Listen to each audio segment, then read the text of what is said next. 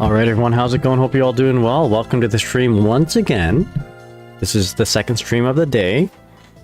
And yeah, I don't normally do this, but I felt inclined to do 2 streams one day. Yeah, just finished watching that Blue Jays game though, which is why I stopped streaming several hours ago. Yeah, okay, they lost, but that's okay. It's a long series. We'll get to go ahead and play again tomorrow at 2 p.m.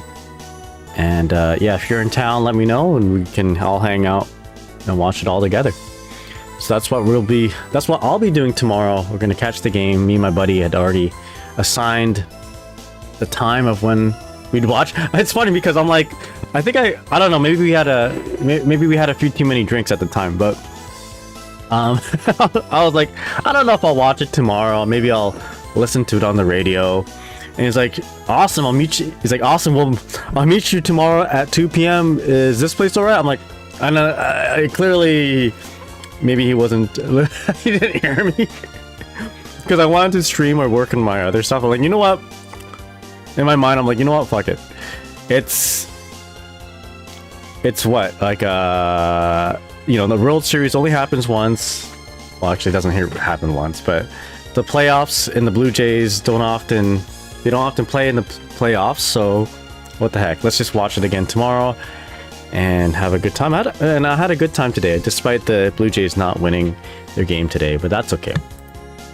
Yeah, it's pretty fun. If you guys didn't see it, literally the first pitch towards the Blue Jays, our guy George Springer got a home run on the first hit, and it looked like the game was already over at that point.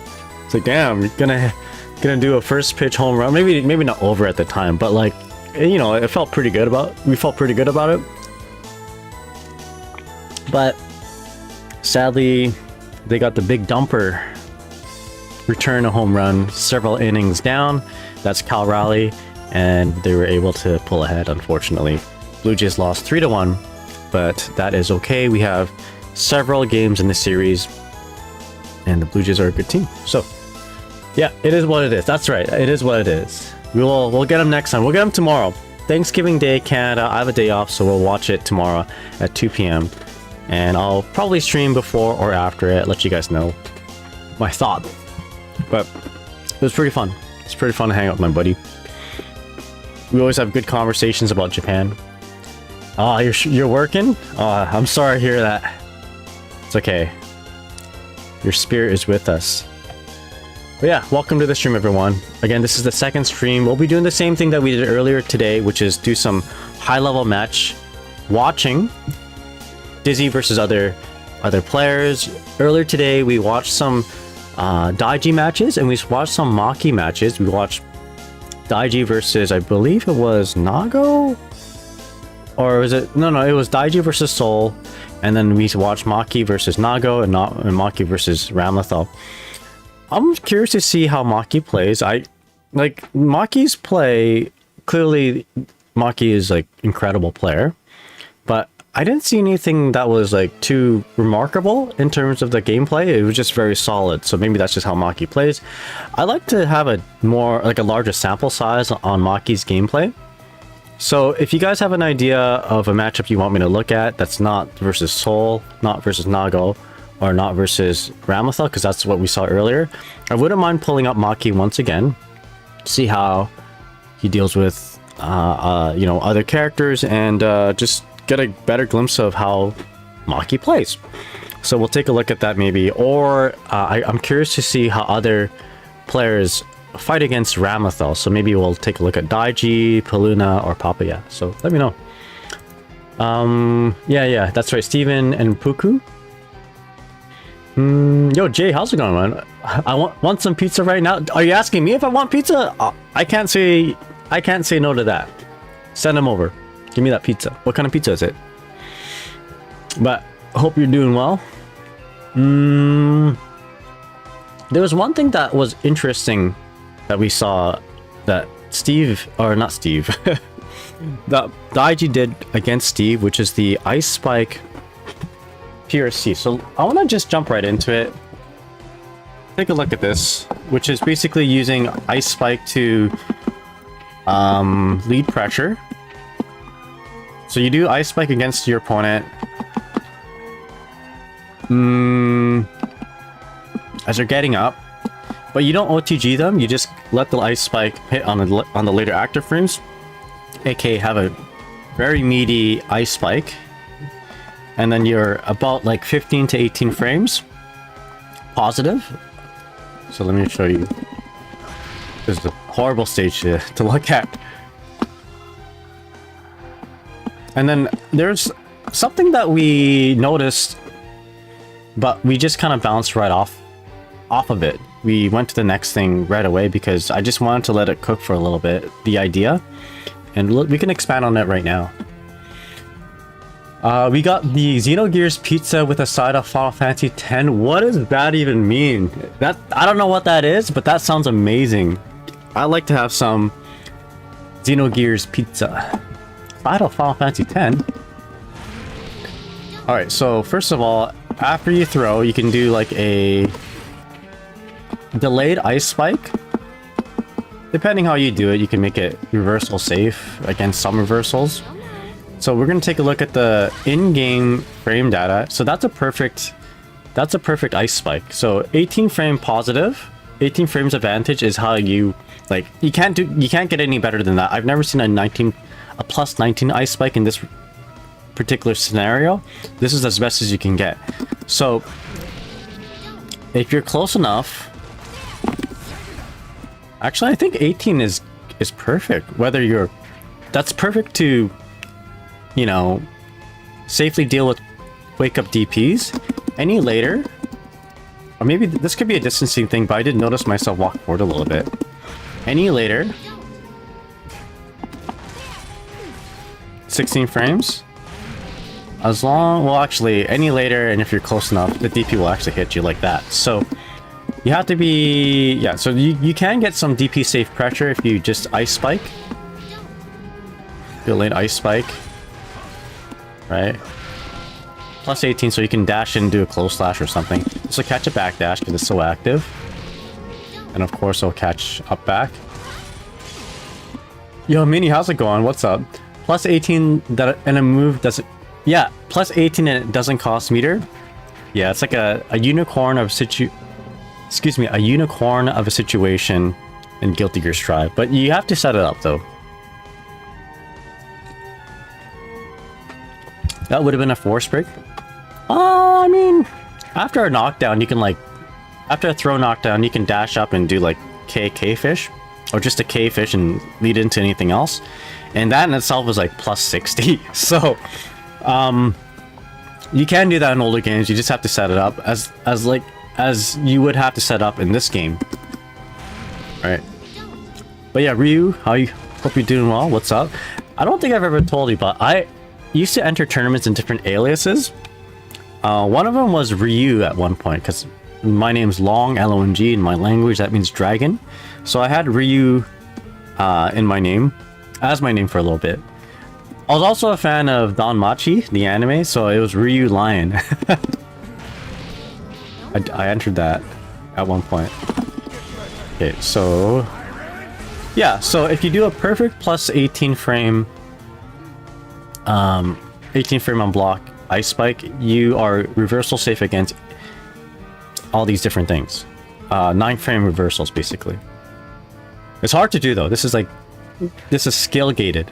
You have to literally have perfect timing, 1 frame timing. You know, it's not even you know, one of them 1 frame timings that you can that's assisted with input buffering. No, this is literally 1 frame timing. I got it by accident. Anyway, normally it's not like that. Normally it's anywhere between 16 to 17 or 15 to 17. So there's this plus 18, but you don't really get a whole lot out of it, right? You can get like maybe a dash up and close slash. Could there be a frame kill to ease the use? I wish there was, but you need to frame kill with something that's like 1 or 2 frames. Maybe in a different type of knockdown, but From throws in particular, unfortunately not. You might be able to do something like we can look into it, like a 2K. Actually, you know what? Might as well do it now. Let's see what happens if we do a 2K. 2K this, and then 2K fire spear, and ice spike. This will OTG. And then let's actually get my opponent to block on the second hit. First hit. So this is a more realistic situation. Plus 11. So immediately a nice spike here will OTG. What about 2D fire spear? It's actually... Ooh, yeah, we have to delay a little bit. Plus 12. So... that might. Maybe. You got -3 there. It could. Maybe we got a situation after a. LTG. -2. Not really. So soft knockdowns aren't really too helpful here. Plus 15. So I think the easiest thing to do, the easiest way to get anywhere between 15 to 17 plus frames or 15 to 18 is after a throw. But you have to wait a little bit. That's plus 13. For me, oh there you go, we got perfect plus 18 there. It's doing core circle forward, dash macro, and then ice spike. That was perfect actually. But you're not always gonna get that perfect timing. So you have to be like plus 16. So I thought that was good, but it was plus 16. Anyway, so this is something that we picked up from a Daiji clip. So, and I think this is quite useful. I mean, there's many, like, again, I mentioned it earlier, but with the nerf of guard crush, being able to, like, with the nerf that guard crush can be wire seed, these aren't as good for tick throws anymore if your opponent has meter, or rather they're not as effective. We can't really lock them in with like several guard crush situations and be like, okay, I built enough meter, I can throw and do an RC and do big damage or whatever, or whatever, what have you. We can't do that as well if they have meter, because it can just wire seed. Yeah, good for DP characters if you can get it down perfectly, right? So even if, okay, so against certain vertical rising DPs, you can actually be safe from a okay, that wasn't the case there. As long as you don't move forward, you can be somewhat safe from a DP.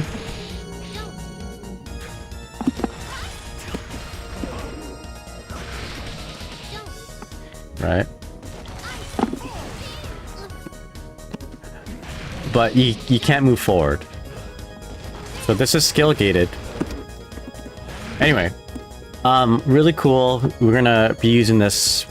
I want to be using this more, or at least add it to my things that I want to do in the corner after corner throw. Now, with this said, we also noticed that after a throw, if you PRC your ice spike, like do the same thing, but just wait a little bit, PRC your ice spike. You can get a plus 1 second ice spike on block, right? And we can do a lot. We can do a lot in 1 second. So for instance, we might try and do something like this, right?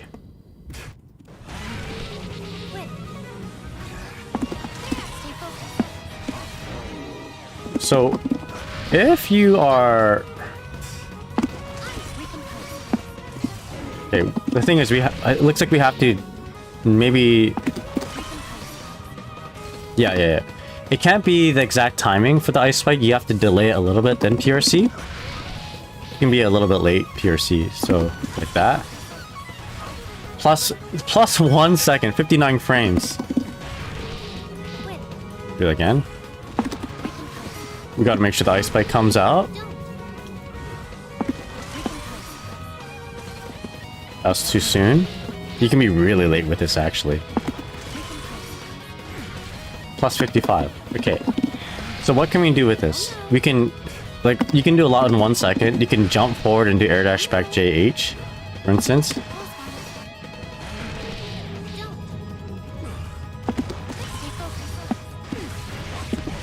Right?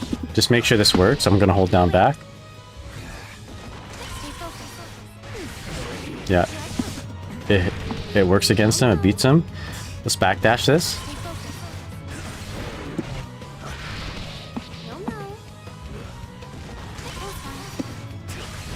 Oh, it seems to lock me in a little bit. I need to mash backdash a little bit better.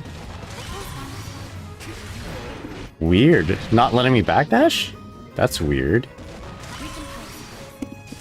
Okay. So you can sort of backdash this. I think we can afford to be a little bit later on the ice spike, but still, we can work on that. Let's up back after the ice spike. Oopsies. Up back after blocking the ice spike. Yeah, so it locks me in between ice spike and JH, so we can be a little bit more. We can wait a little bit more on the ice spike. Get it even more meaty to catch a backdash. You can land and do a low, of course, right? I don't know if I need. I don't think I need to show this, but we'll do it anyway. Right? I did delay this a little bit more, so maybe this will catch a backdash.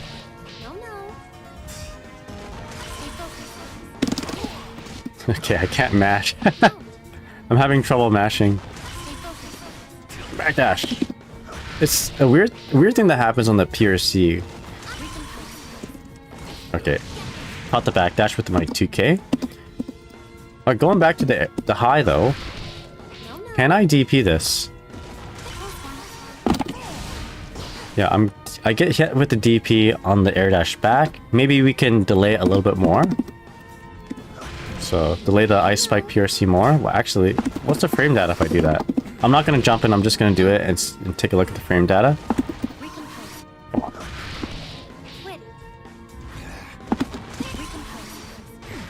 Plus 52. Okay, we can work with that, right?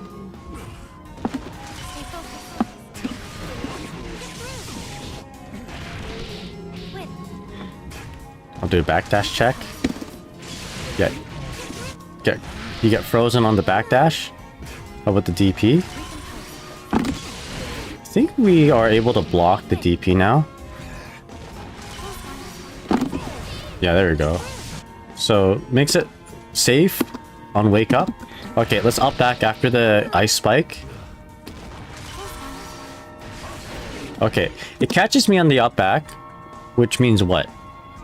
Means there's a little bit of a gap there, but that's okay.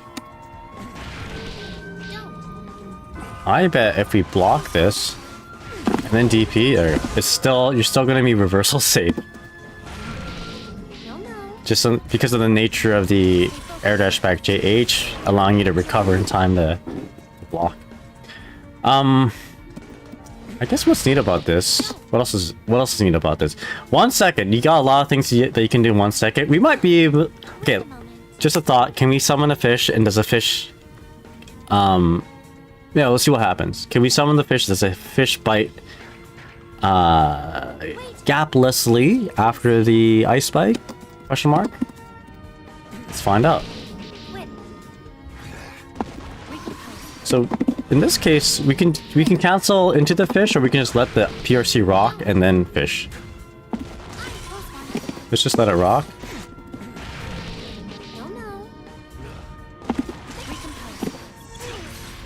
Okay, so not as good as I thought. However, maybe if we fast canceled into the fish can connect. So if I block the ice spike, up back. Okay, let's fast cancel the fish. Fast cancel into the fish.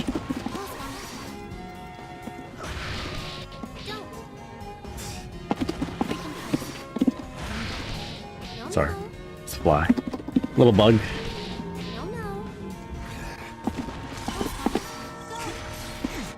Yeah, take 2. Oh, not quite.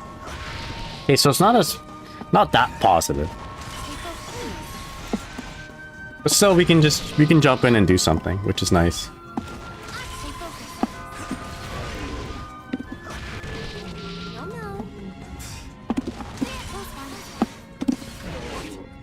Can we?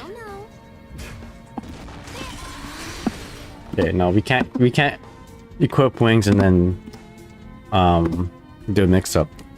So we get a little cute jump in. How about from here? Wait a second. I didn't even consider. I've not considered doing a dash PRC.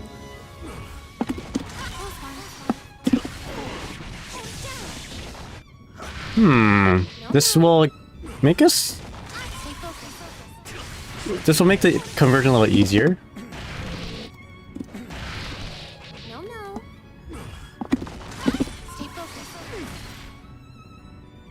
What about an air? I don't like the air PRC. Like hold up PRC? No, I don't like that. I do like forward PRC.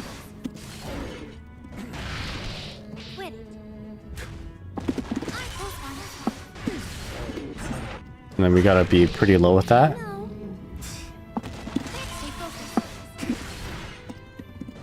Sounds good, Kirime. I'll leave you to laughing as I look up more soul tech. Good night, my friend. Yeah, for sure. Absolutely. Okay, now we need... Okay, what's going on here now?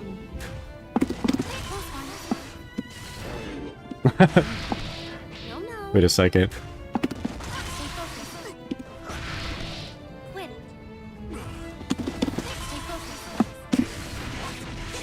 Okay, you just need a really low air dash back.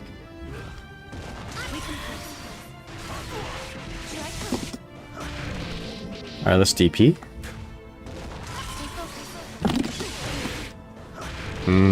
I don't know if I like this. I like being closer though. Alright, so a little work in progress anyway.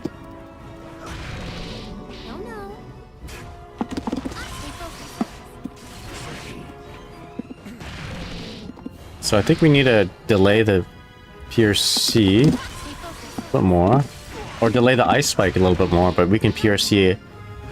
Oh, that's gotta be good. Beauty. Does a PRC mess up? Yo, Tim, how's it going, man? What's up?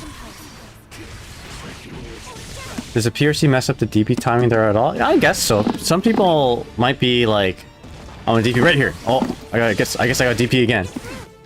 2x gaming? Hell yeah.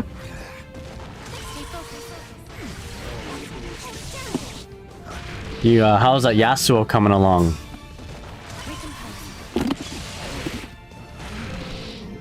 You guys see that Avatar: The Last Airbender game trailer? It doesn't look bad. Somebody mentioned earlier, like I didn't see it at the time, but someone mentioned that that trailer came out for the new Avatar fighting game, which should be releasing next year summer. And somebody said it looked kind of jank, but I looked at it myself. The game looks pretty, like, maybe it does look a little bit weird if you don't know the series, but it looks pretty good. It looks, I mean, okay, to me, it kind of looks like a Flash game, you know, but the anime looks like a Flash game sometimes, so it looked kind of solid. I'll be honest, I thought Diesel Legacy was gorgeous. It reminds me of Atla. Hey, what's going on? It's confirmed hand-drawn and animated by Diesel Legacy. Oh, okay, gotcha. Yeah, it looks hand-drawn. It looks good. I appreciate the aesthetic.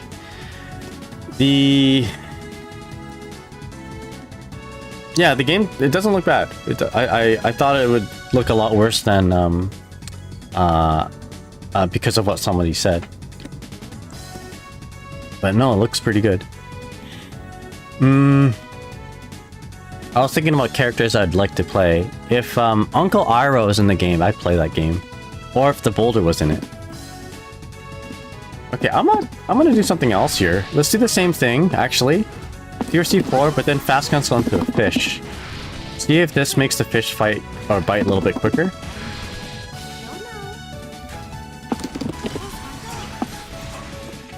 Okay, does that lock him in? Or can he jump? Okay, he can jump. He can jump. Okay, not as good as I thought. That would have been cool if it locked him down, then we can do some shenanigans. Okay. Good enough. Alright, so I just wanted to explore that a little bit. I'm glad that I have something new to work with. I predict that this doesn't work on all characters though. Like, some characters that have a good down back block, Hurtbox probably won't get hit by this. So for instance, Bridget. I think it's Bridget and Unica. I wrote it down. Yeah, Bridget, Happy Chaos, and Unica have really good down back block hurt boxes. Like they're really low, so I'm gonna hold down back block here. Okay, hits Bridget. Let's see, Happy Chaos.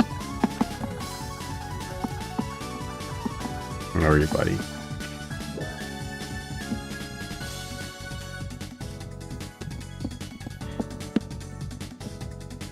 And then I'll test it on Unica, and then we'll do the final test on Faust. Faust is like has a really good down back block hurt box. Okay, good.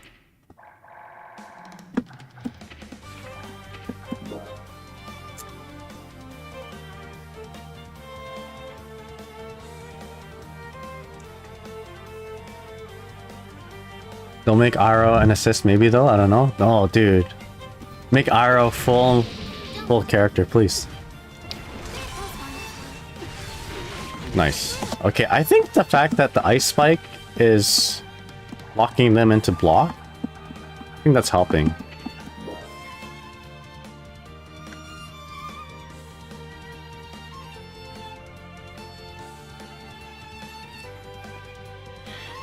All right, after this, we're gonna scour the ranked replays for some high level gameplay. Okay, so yeah, so don't even try this against Faust, sadly.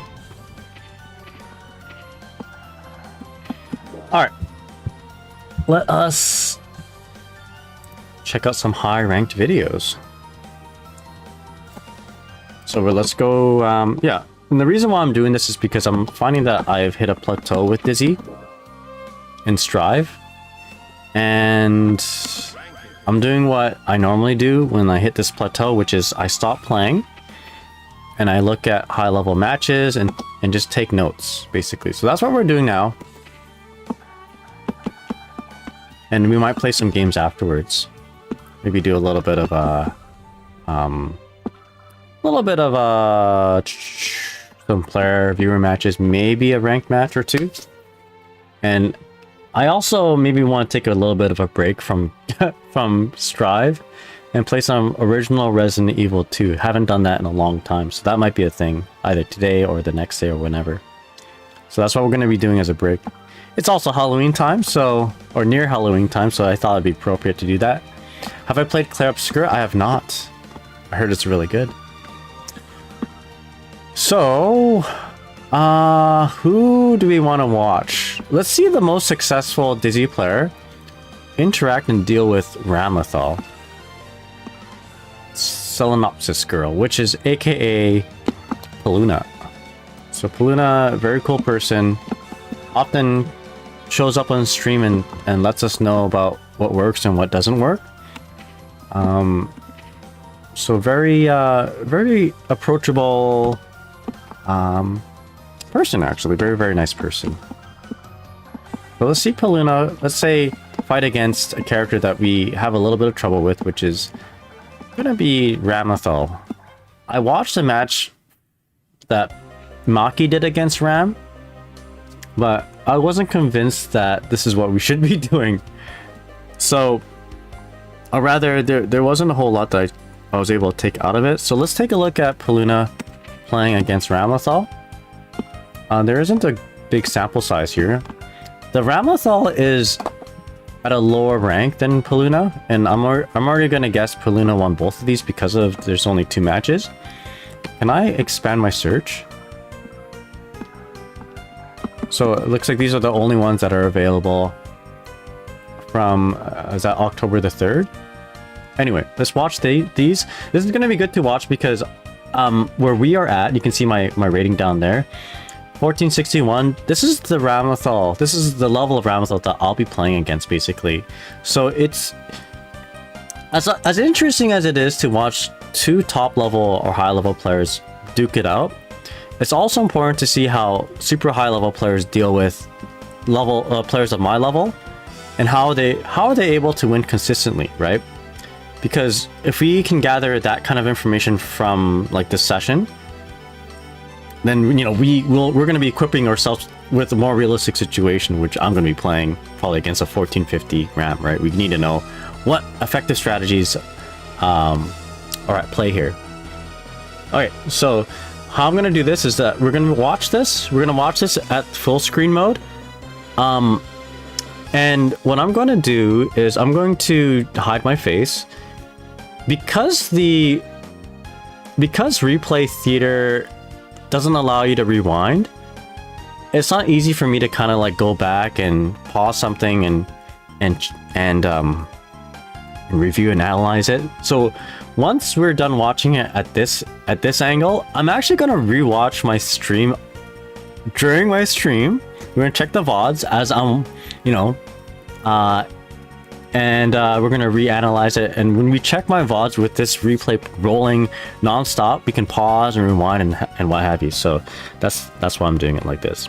All right, so let's click on this one here and see how Peluna plays against 1450 Ramlethal ResIsPlus, whatever that means. All right, let's get going.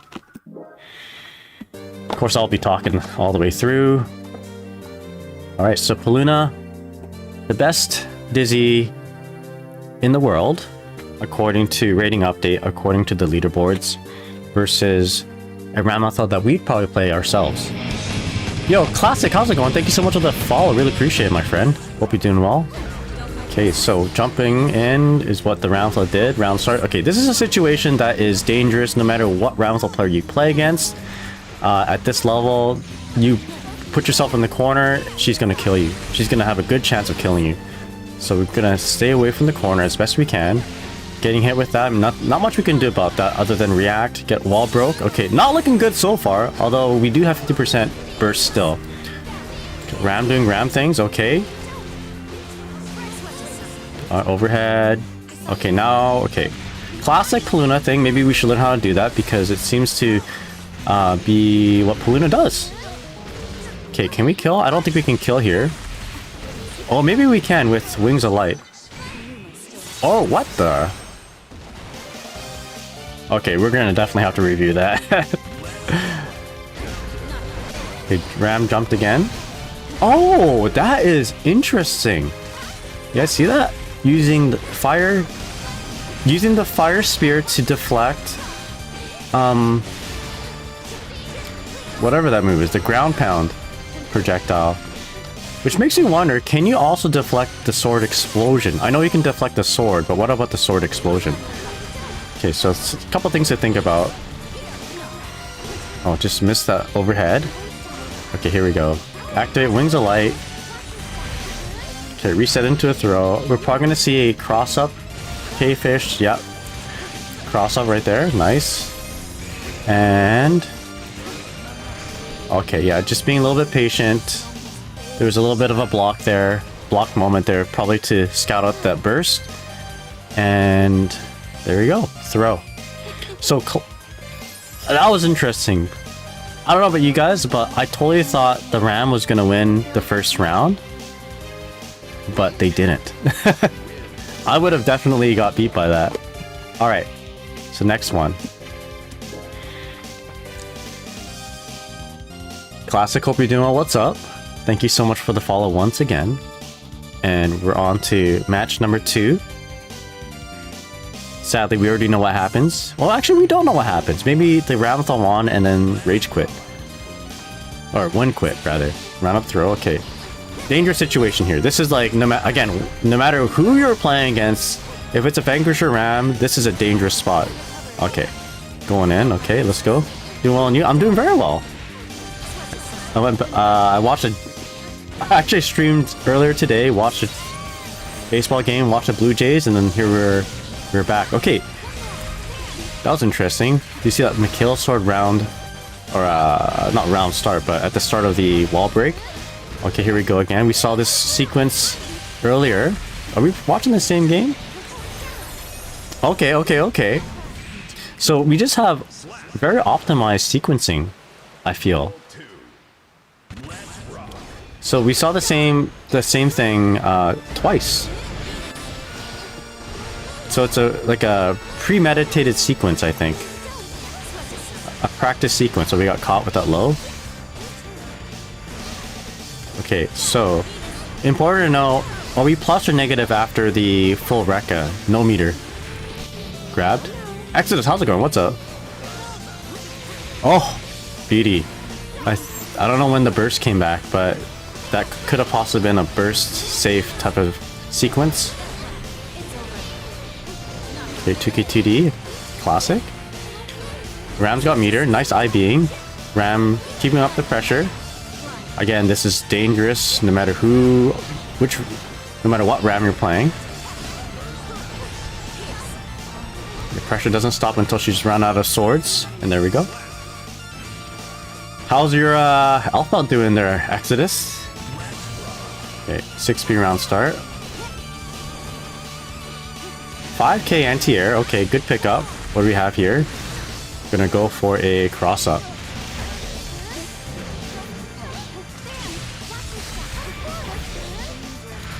Alright. Is this a kill streak? It is. Wow. Very much optimized. I got 2 sets of chats going. I just realized. So, let's put that away. Alright. So, now that we watched that, we have a few things that we want to talk about, right? But let's bring up the video as a VOD and kind of review it with training mode out. There's a few things that I want to kind of look into. So let's get Ram as player 2, or Izzy as player 1, Ram as player 2. Repulsion music, how's it going? What's up? You like that music? Let's go. How you doing? Hope you're doing well. I fairly recently changed my follow notification. It's got that dan Granny Seiko doing the headbanging with the Midnight Carnival. Big ups? Hell yeah. Okay. Let us pull up that video. My VOD, basically.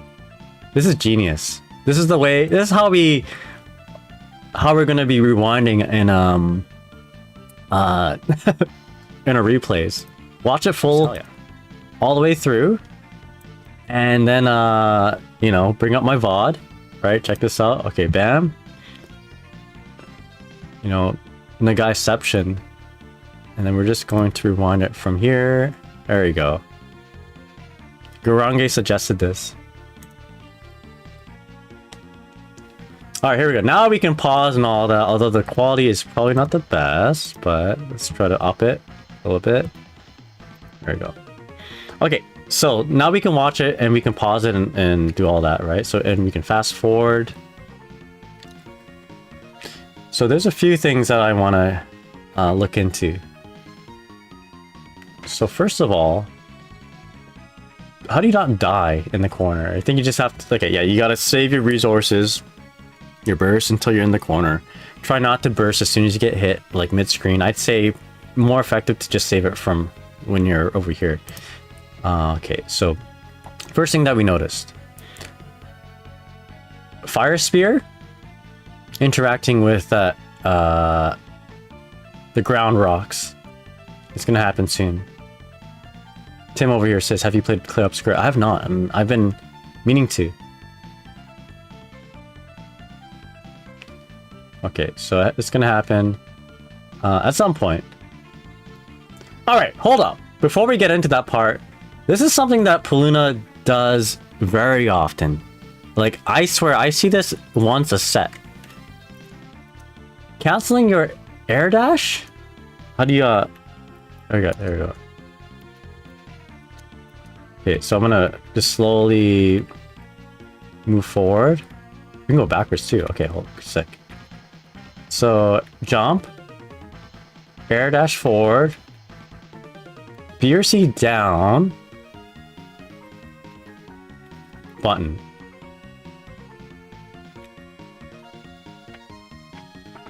This is like the Peluna special. I don't think I've ever seen any Dizzy player do this as consistently and effectively as Peluna. In fact, I don't think I've ever seen any Dizzy player do this. Let's try to do that. So, it's an air dash, but we're gonna BRC it, but we do a downwards BRC. So, how does that work? So, is it? So we, I guess. Okay, so maybe we are using the dash macro. I'm tapping dash macro. Is it jump, dash macro, down dash macro? Button?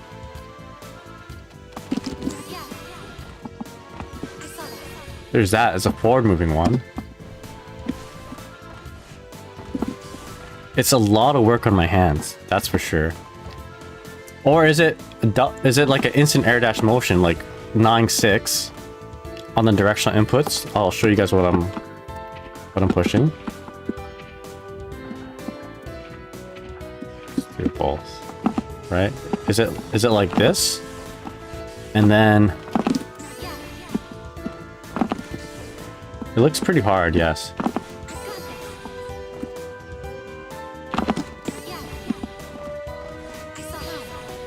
I mean,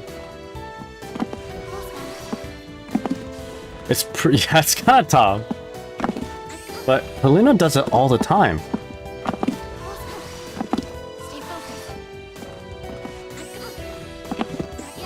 There it is right there. I'm not sweating, but I can feel my sweat pores kind of in action. I got there. So I'm doing 9-6. Then I'm immediately holding down. And then I do dash macro RC. Just like that. I guess you can just jump up and do it too. Hold up and then down to your C. I guess that's a... Is that a thing? Do people...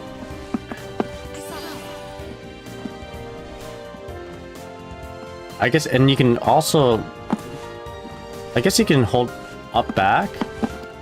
Yeah, I think the easiest way to do it is if you did a manual air dash. No dash macro. Because you need your other hand to like push a dash macro to be fast. I think. So 9-6, hold down, dash macro RC. Oh gosh. There it is.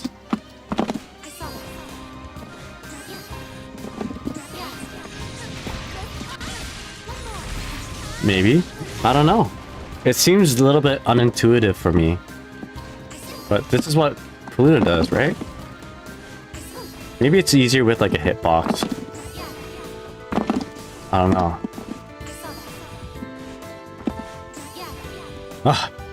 Anyway. Let's continue to watch.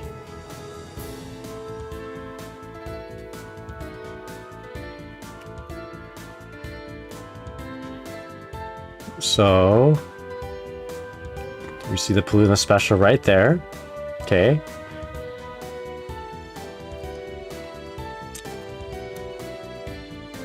Oh, here we go. This is another thing that I've noticed. So there's three.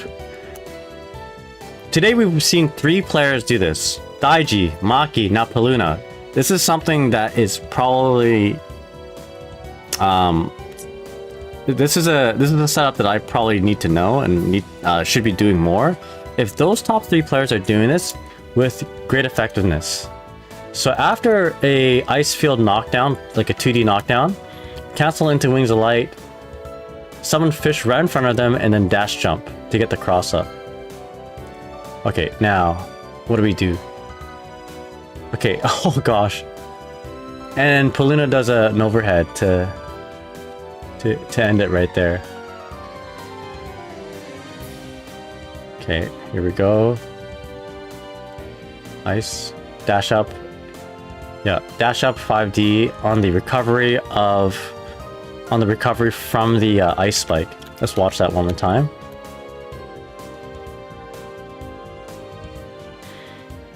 And again, I think we saw this sequence twice, so I'm not gonna go into training mode just yet because we're gonna see it again. Yeah, dash jump. Okay, right here, do the reset.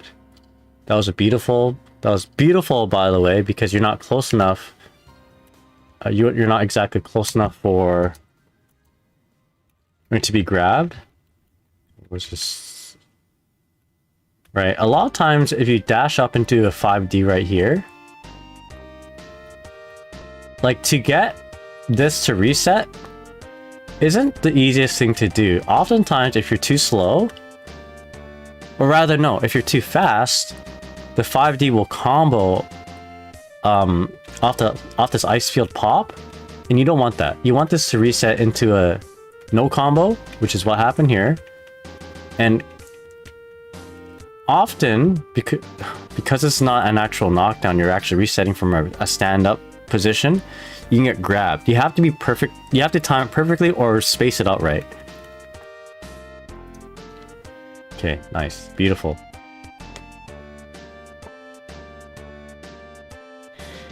All right, I think this is this is a part where this is what I wanted to actually lab, or just think about right there. Okay, so that's cool. So if Ram just straight up does, you do that move. No, no, no. What's this move? Force to go back something? No. No. What is this move? Ondo? Force to forward kick. Okay, okay. Sure, okay. We got it. So you can... Wow, from behind you. We're not gonna get her to mortal battle here.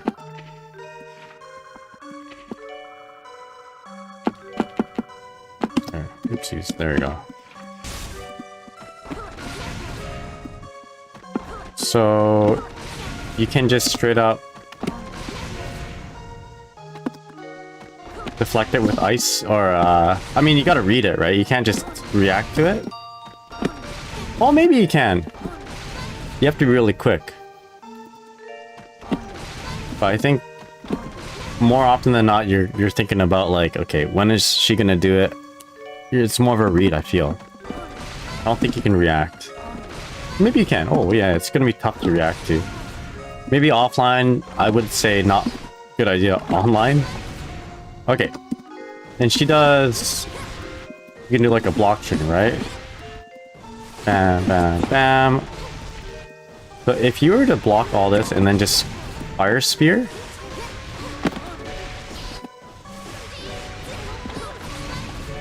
you, I guess, just get out of it, right? Anything else you do, just up back. You can, I guess you can jump from that. You can dash, or you can't dash. Instant air dash doesn't really do a whole lot for you here.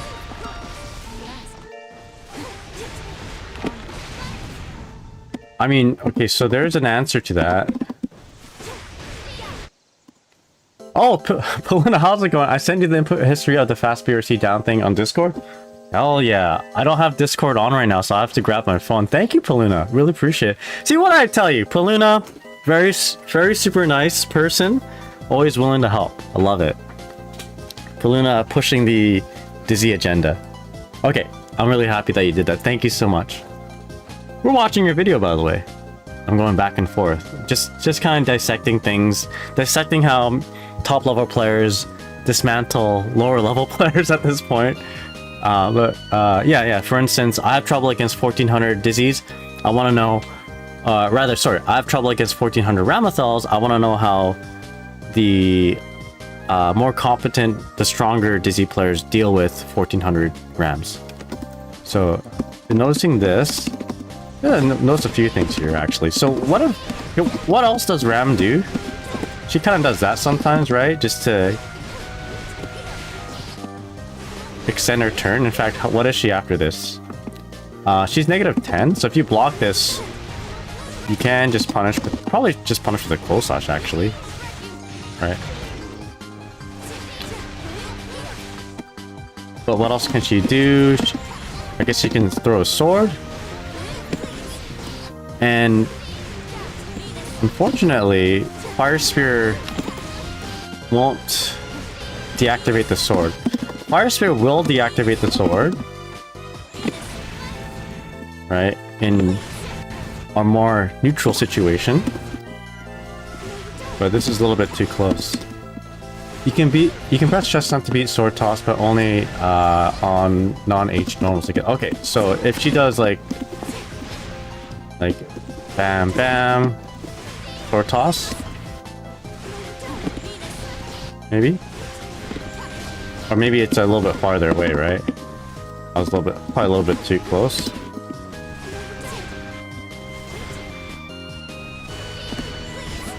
Maybe. Okay, there you go. Yeah, 5H is too tight. Okay, good to know. Good to know. So I didn't know this. Let's maybe write some of this stuff down. Actually, before we do that, I want to know if heavy sword explosion can be neutralized with a sword yeah, there you go, with fire spear or chestnuts. These nuts does deflect it. Okay, so that's good to know. These nuts is a strategy. All right, now going back to VO, let's actually go ahead and just write some of this stuff down. So on neutral, Dizzy's core circle forehead, chestnut, fire spear.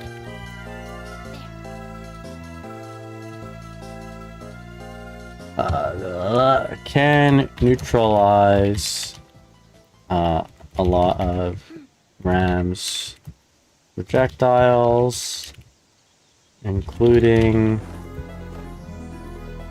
sword toss,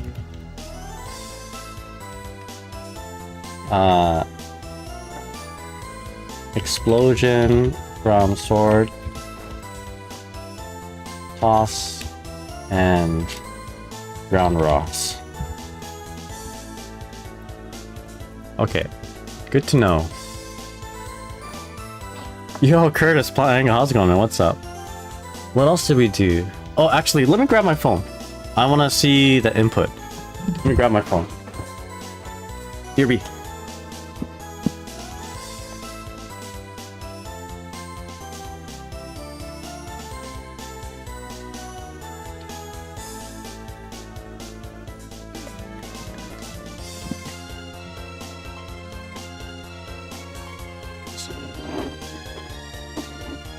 I actually disable or I turn off Discord while I'm streaming because I don't like notifications and it takes up memory. It takes up my CPU memory. Okay, here we go. It's a video. Let me see here. It's a video. Maybe I should... Hold up. Okay. I'm watching it on my phone here. Okay, hold on. It is a... It's fast. I'm gonna pause it. Maybe I should turn on Discord so you guys can see it too. So up.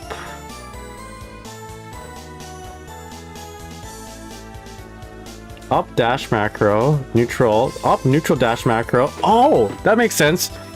Jump, this is a neutral jump, dash macro. I'm just gonna download this video and show it to you guys. Alright.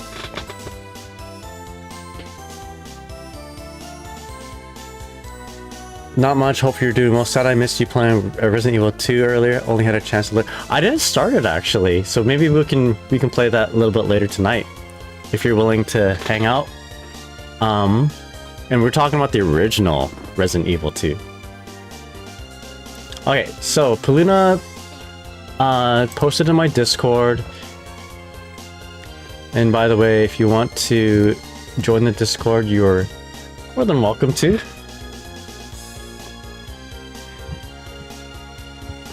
I only ever played the remake. I might think about doing like a Claire Redfield, how do you say, appreciation week or something like that, where I just play all Claire Redfield games.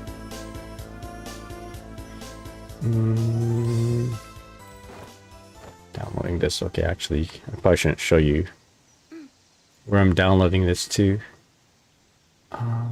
Pics to share, YouTube.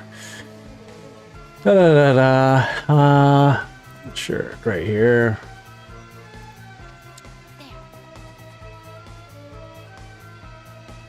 Okay, let's turn it on.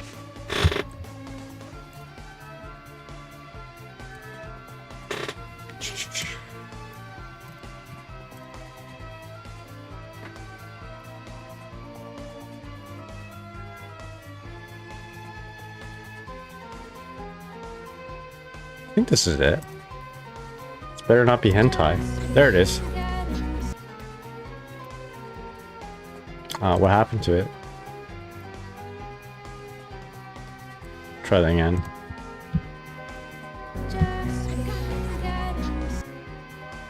Ah! Hello? Okay, hold up. I don't know what's going on. One more time. It just is. Oh, I see. Because it's too short. I'm gonna loop it.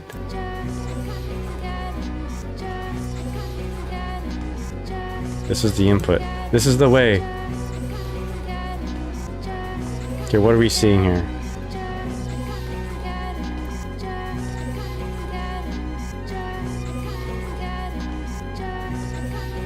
Okay. Can you guys see that? So, alright, I'll let it play out. This is the Peluna BRC if you guys want to learn how to do it. At a loop. Play it on my phone too. Okay, so what's going on here? So it's a jump, an up input. It's an up input, dash macro, like a neutral dash macro, hold down, dash macro RC, and then kick. Okay. Got it? So this is the Peluna special. We're learning how to do it right here, right now. Peluna is teaching everybody this. I want to see more of this. When do you want to do this actually, Peluna? It's looping my poor background. Oh, my bad. Is it? Did you hear it? Hold up. My bad, my bad. I'm sorry. I gotta mute it. La da da da da da da. Mute. Stupid OBS. I'm just gonna stop it then. How do you mute this? Audio speed. There's no audio here. Okay, I'm just gonna delete it then. Yeah, you guys saw, okay? Just I'm sorry, I can't hear what the audio sounds like, the looping desktop audio.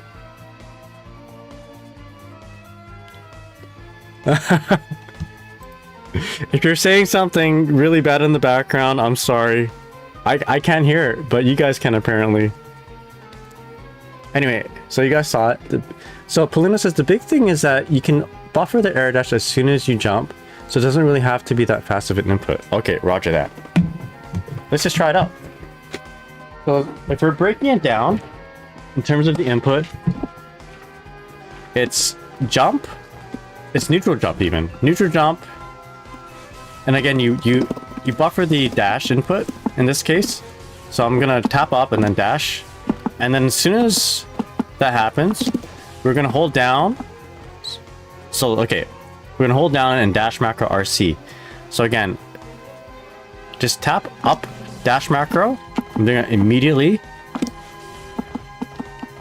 Down, like it needs to be an actual down input, not down back, not down forward. It's gotta be directly down, right? Otherwise you're not gonna get the drift downwards. RC kick. Okay, so it should look something like this. So I'm gonna, that's the first part. And then we gotta hold down. And then dash macro. We need meter. Give myself unlimited meter. Make myself auto regenerate that.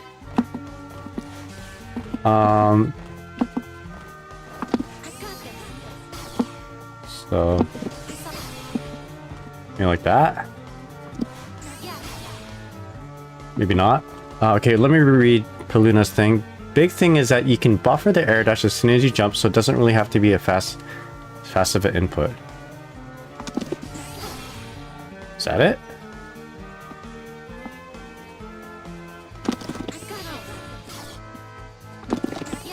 Ooh, maybe not that far.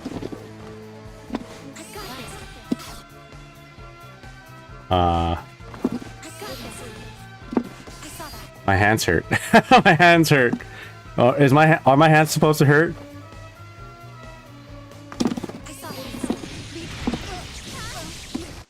So sometimes I just launch myself to the other side. Is that good? This is the Peluna. This is the Peluna special. Don't do that. So what's happening there is that I'm probably not inputting the down input.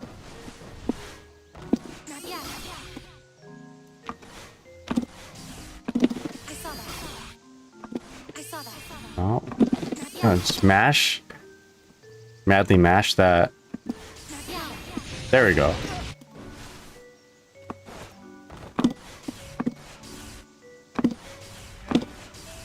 So don't do that. Okay, that's wrong. that looked pretty cool.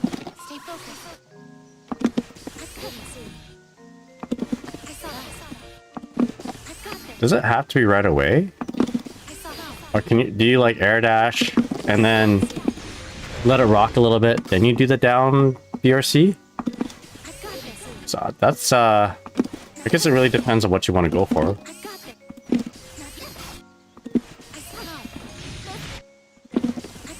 Ugh.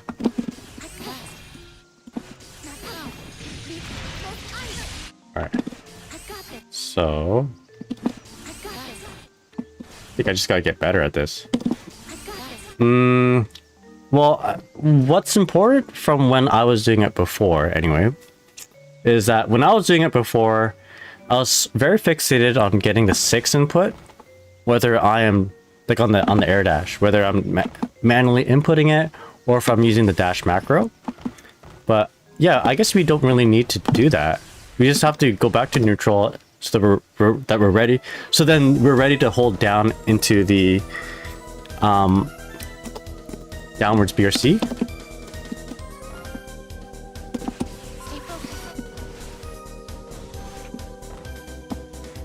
So again,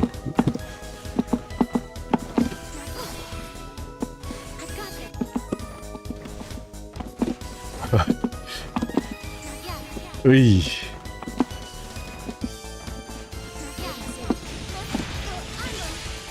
Okay, I think. Yeah, when would you do this actually? Maybe if you're back as it gets the corner, and you get a moment to up back a bit, maybe.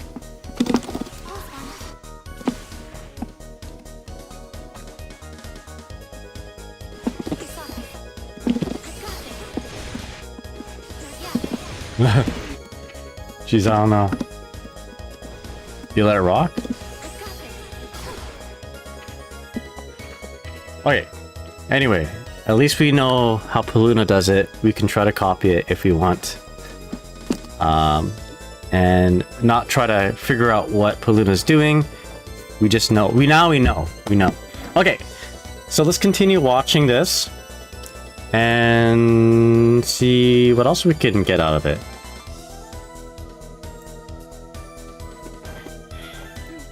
Alright. So again, I'm really bad at dealing with Ram when I'm in the corner like this. I suggest just keeping your resources, like your defensive resources, until you're in the corner. And either YRC or burst when she gets you in the corner. Alright, here we go. Here is a kill sequence, I believe. Yeah. Just got enough for a... Oh, let's go. Actually, what happened there? Well, let's rewind it a little bit. So this, again, this is not a good situation when you're Dizzy or any other character with poor defensive options, but we were able to get the Ram on a punish. Okay, so the Ram didn't complete her block string, ends it with far slash, and this allows Peluna to retaliate. Cancels into Wings of Light. Can afford to do all this because look at the meter.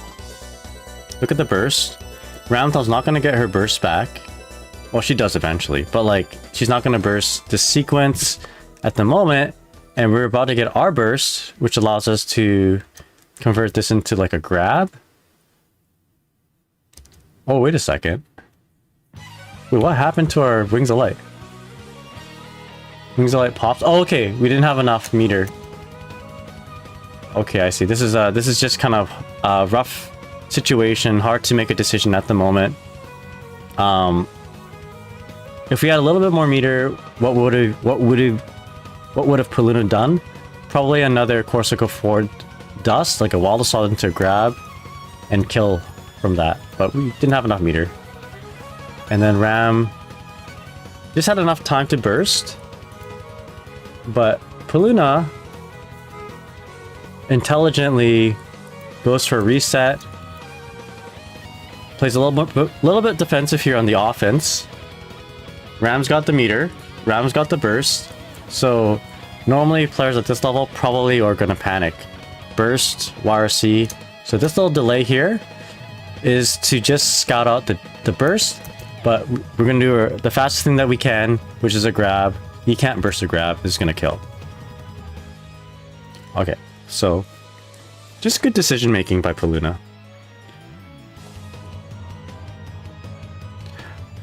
Peluna says, gonna head out so you don't feel too awkward watching me. No, I'm good. I'm good watching you, and you're here too. Gives me an opportunity to ask questions if I have to. If there's any specific you'd like to know, feel free. Okay, you got Peluna, of course. But if you gotta go to sleep, please go to sleep. I understand that it's not Thanksgiving for other people who are not Canadian. Tomorrow's our Thanksgiving, so I have a day off. This doesn't feel awkward at all. I promise you. I am blessed. We are blessed to have you here. Okay, so remember that one kind of Wings Light sequence you saw first game, first round? We're gonna see it again in this set here, or this match. Get some tea. Again, this is a little bit rough to deal with. Ram had us in the corner. But here we go, Peluna doing work. This is the same sequence, right? Icespike, are we going to see a 5D again? Nope. Just gonna go straight into Wings of Light damage. So last round, actually, how do we get into this? So 2D, Wings of Light, fish, goes for, this is probably going to be a same side. Oh no, it's going to be, it would have been a cross up, but made it reversal safe in that way. Same sequence, burned half a burst for this, but it was worth it. Because it goes into a kill. Although I think right here should have, this happens to me a lot actually. Don't quite get the combo. What would have been better here? Actually, that's weird that didn't combo, right? So right here. Yeah, that's weird.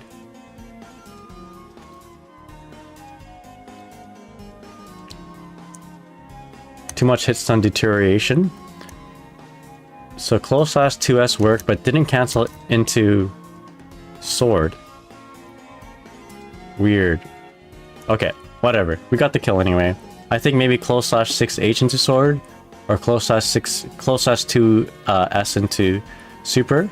Either way, we got the kill. This is so weird. A lot of things you think would combo, and then for some reason they don't.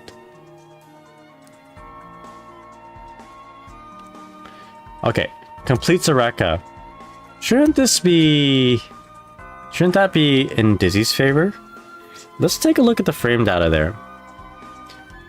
I mean, Peluna did strike back right away, right? But then maybe Ram just did a low profiling attack to avoid it. That could have been a happy accident on the Ram's part, or maybe the Ram was familiar with this interaction. Alright, so really quick, just gonna take a look at Dust Loop, just to confirm whose turn is it actually. It should be Ram's, sorry, it should be Dizzy's turn. But you don't know. Actually, we can always we can just test it out here. We don't need Dust Loop, I forgot. So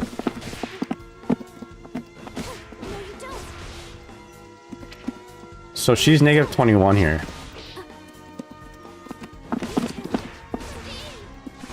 And then I'm gonna do a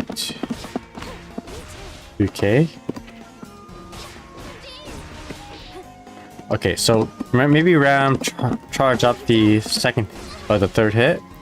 Okay, now she's +2. Right? Which we can still take our turn. We should be able to take our turn, but maybe it's 2K, just low profiles. Okay, it does. It won't reach though. So I guess Ram could have done this. Counters are 5K. I didn't think she was I don't. Okay, there must have been a balance patch at some point where if you waited on the last hit, you are unpunishable. That must have been a thing that happened a little while ago.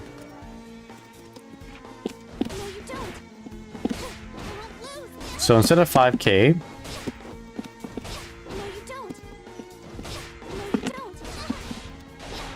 maybe the move to do is a 2K. There you go. Because now this is gonna beat. If 5K gets beat by the 6P, I guess you can swipe with the 2S. Okay, good to know. So punishable if she auto cancels her Rekkas to completion. Not punishable. But there's a weird situation if she delays it. She's -2, you can 2K 2D her, but you can't 5K because of the threat of the 6P or I guess Mortal Battle. Yeah, emergency Mortal Battle flopping my bones. Yeah, that would have been a Mortal Battle moment for sure. Alright, back to the vid. Okay, yeah.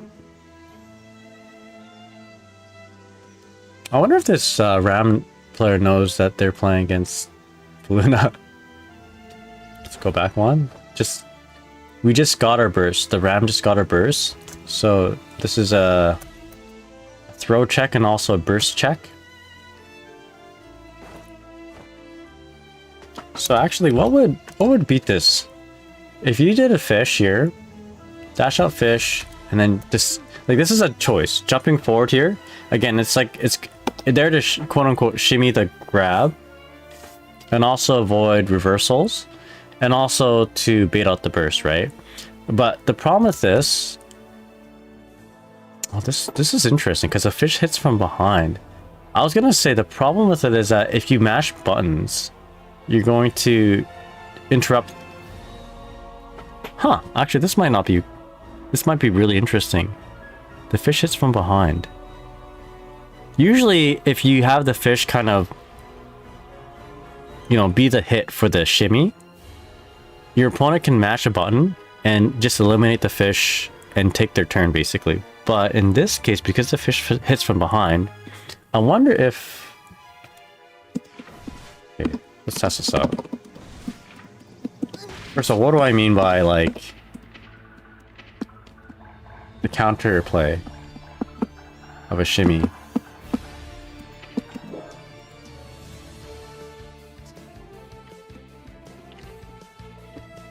This theme is pretty cool. Grimoire of Souls. This is from the mobile game. So epic. Okay, so let's just say I do this and I backdash, right? And my opponent decides they want to grab. Actually, this is not a good example. Let's do a pitch from here. Dash up, forward, backdash, and then go back in, right? Because maybe I've seen that my opponent likes to delay tech, and you get her like that, right? But then if the opponent just mashes here, because that fish doesn't hit on Meaty, right? Right, they can counter you with just smashing, right? Maybe they don't know any better, they just like to mash buttons. I'm gonna do close slash. Yeah, directly hits Dizzy. Does that work if the fish is hitting from behind, though? So I'm gonna mash 5k here. Okay, I hit Dizzy. Let's do another tactic. Usually jumping is another way to bait out throws instead of backdashing or backing off. So from here, I'm just gonna jump forward. So let's just simulate this. Okay, it beat the throw tech. Now I'm gonna mash buttons. So like, I guess you can like even... Right, so she can interact with the fish and go through the fish and interact with Dizzy. Now with the fish going behind the opponent, now we have a really interesting situation. First of all, it beats the throw tech. Beats mash up, mash throw, or just delay throw tech. It'll cover for like wake up burst.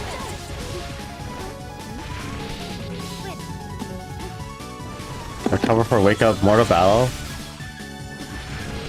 That was a weird interaction. How about mash? 5k? Oh, interesting. I wonder how thought through this was. Because this is actually quite ingenious. Right? This is really smart. Peluna, you genius. If you're doing this off of instinct, this is quite something. Again, what I normally do to shimmy a grab is just back off.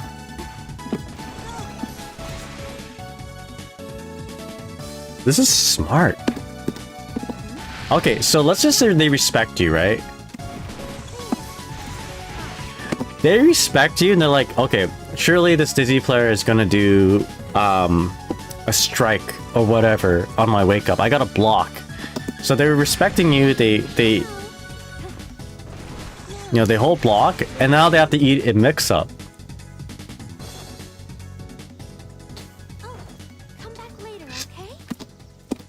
I guess the only thing that's wrong with this though is if they try to grab you, but like you'd have to read this.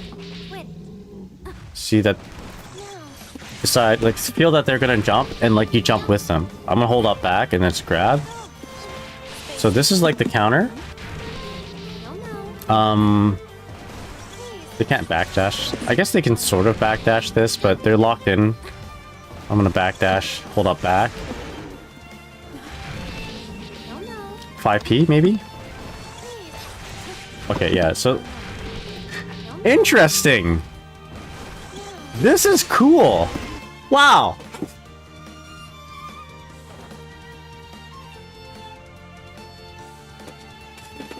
Huh?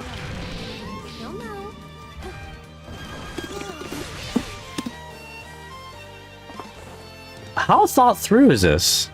This is very thoughtful. So normally if you mash a button right here, you pass right through the fish and hit Dizzy, get her to block whatever, and then interaction over. It's now defender's turn. I love this. 6p? Oh my gosh. Where have you been? Write that down, write that down. Yeah, that's right. Write that down. Alright. Alright, you guys got write it down. This is a new setup. This is so thoughtful. Why haven't guys, why didn't you tell me, guys? Because I'm probably so stubborn in like how I want to play this character. By the way, there's a fly here. I'm gonna eliminate this fly. Sorry for the noise. Actually, I'm gonna mute the mic here so you guys don't hear this. Wait a moment.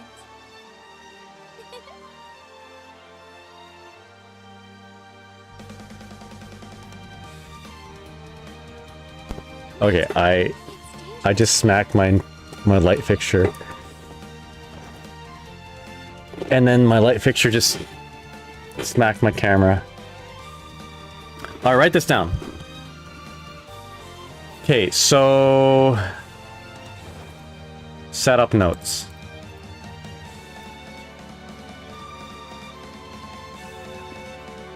So after corner throw. We're just writing this down. We're gonna clean this up in a bit. So dash up.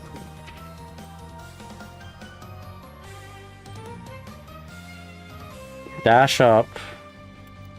Score K. So that the fish find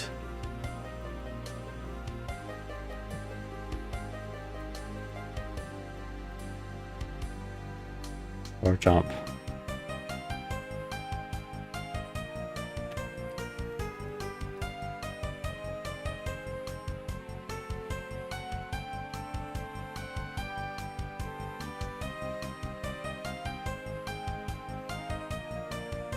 So first of all, does not hit on me.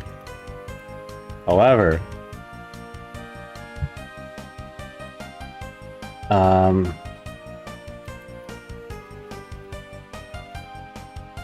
baits throw attack,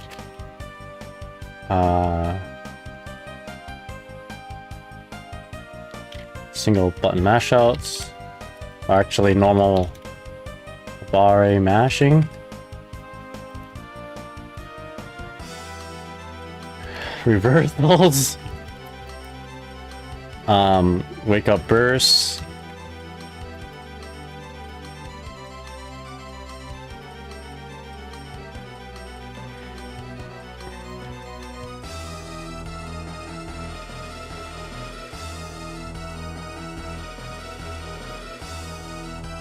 what was I gonna write there? What was I gonna write there? Pulls, Forget about that. That's gonna be on the OnlyFans. Just joking.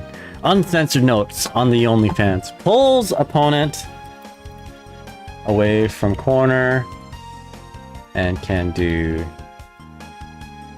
aired.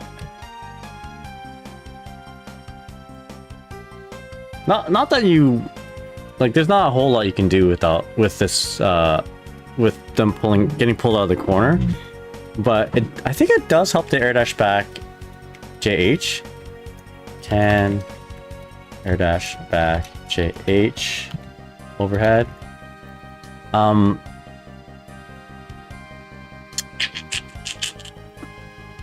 I should note that fish from behind so that they can't. So it does not get eliminated. That's all right. Eliminated, yeah. Off on mash.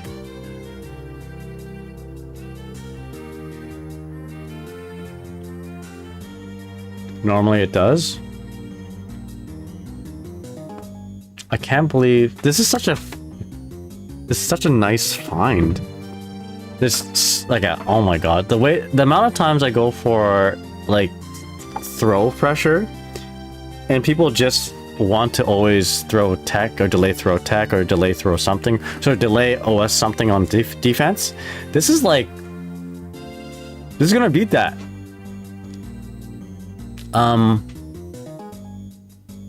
Yeah, I don't know what else to write here.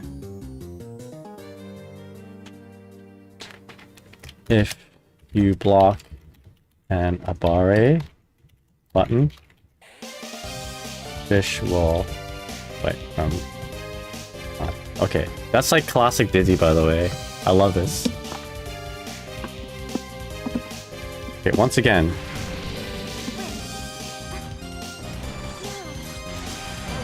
Yeah, you can go for an overhead like that, convert it however you like. So if they mash out, you're blocking, and then the fish hits from behind and you can convert off that. If they're mashing throw on wake up, you can convert off it too. If they do a delay throw, because they think that you're going to be doing a, they're just being overly defensive with defensive OSs, then this will beat that too. Mortal Battle should beat this, or should get beat by this, because oh my god. Okay, so what happened there?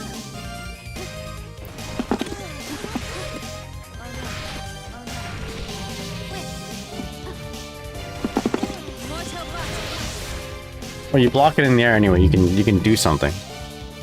Cool. If they burst on wake up, I don't know if you can punish this. I think Ram is positive on this. It says +2. Right?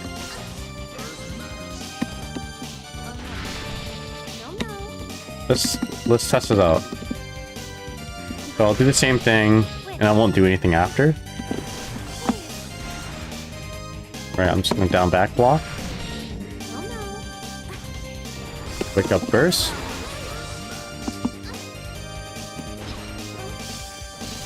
Okay, hold up.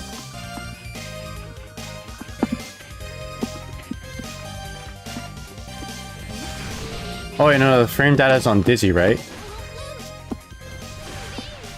Yeah, the frame data is displaying for Dizzy. So if you block this, you don't outright punish it, but you're +2. This is your turn still. So yeah, not much you can do. Not a whole lot you can do after blocking a gold burst. It's just the way it is. Yo, Grunger, how's it going? Yeah, rare double stream. I was just rearing to go analyzing more videos. So we're doing the Grunger tech where I'm actually watching my own vid. So we can pause and dissect certain things, but we did watch it all the way through with no stopping. So we're gonna go ahead and just finish this up. We just found some really interesting tech. It could have been by accident. I don't know if Peluna intended I don't know if I overly dissected that Peluna tech, but we did.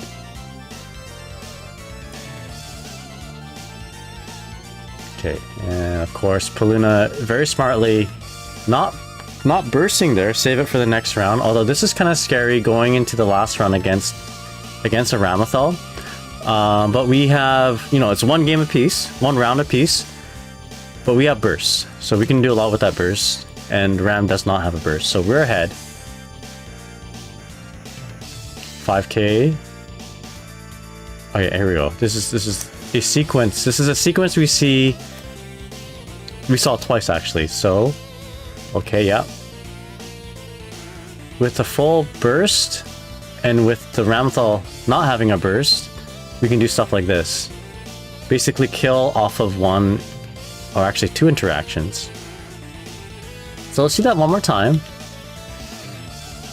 This is why you don't burst before you die in the last round. You want to save it for the next round, and now you have burst advantage. So a 5k anti-air is all it took to take this, basically. This and a guess. So 5k, close slash 2h, ice spike, freeze, just a regular sweep. We're not spending a burst just yet on whatchamacallit, on Wings of Light and throw. We get Wings of Light here, micro dash forward fish, and then we're gonna go do a cross up. So we really need to force myself to do this mix up, because like I said earlier in the stream, Peluna is not the only one who's doing this. The IG is doing this, and we saw Maki do this. So 3 top level Dizzy players are using this. So this is probably the part of the recipe for success, right? Okay, now we use our burst. Extend this combo. There we go. And just like that, we kill. Again, one more time. Let's try to replicate this. This is actually very important. So, again, there's a few... Okay. There's a few things that are very important here.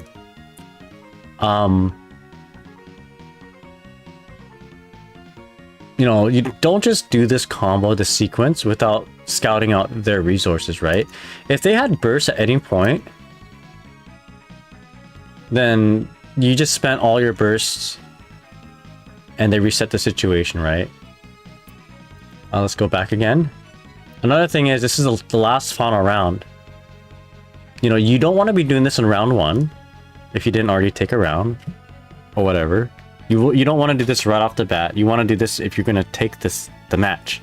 Because if you do this, you win the round and you have another round after, you've already spent your entire burst resource, and you'll be fighting with your back against the corner without a burst, and that's always scary, right? So this is like this is a situation that you would mostly try to do if the opponent has no burst and if you have a burst. Last round too. Yeah, I hope this analysis has been, so far it's been really beneficial. I've been getting a lot from just these 2 matches, by the way. Sid, how's it going, man? What's up? That's a lot of inputs when you look as well. They're micro dashing, super jumping there. I don't know if that's really necessary or if it's input. Even if they reset, you're winning. Ram is one chip in neutral with full screen. Exactly, yeah. It's over when Ram got burst. Yeah, exactly. Doing very well. Yeah, rough game for the Jays. I was being very hopeful after the first hit home run, but it is what it is. We can't win them all, but we want to win them all in this series and next series. Tomorrow's another day. Okay, so actually, let's maybe, yeah, let's kind of dissect it from here. Kind of go into training mode from here. maybe not a 5k anti-air, but just like a close slash 2H getting into Ice Spike freeze. I mean, okay, so you don't even have to do that combo, right? Just Ice Spike freeze, 2D, Wings of Light, micro dash fish, dash jump. Okay, let's just do that. Let's start off with the close slash 2H, Ice Spike, and then run up 2D, fish, go for the mix up. Yeah, I'm doing pretty good. Having a nice chill stream. Okay, so let's just try to get the first part right. So let's get a 2K2 or not 2K2 full slash 2H Ice Spike. Full slash 2H Ice Spike dash up 2D.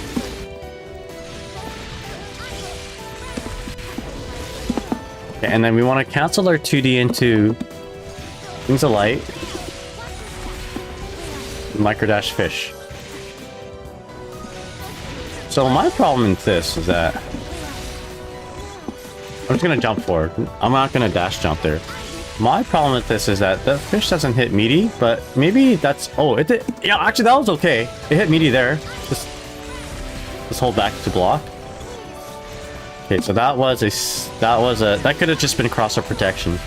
So holding back to block hit her, holding forward to block, holding left to block in that case. I was able to avoid I was able to use crossover protection basically. So you don't just up forward, you want to dash jump. So let's do that same sequence with a dash jump instead of just a hold up forward jump when we want to cross over. Otherwise, crossover protection may be an issue.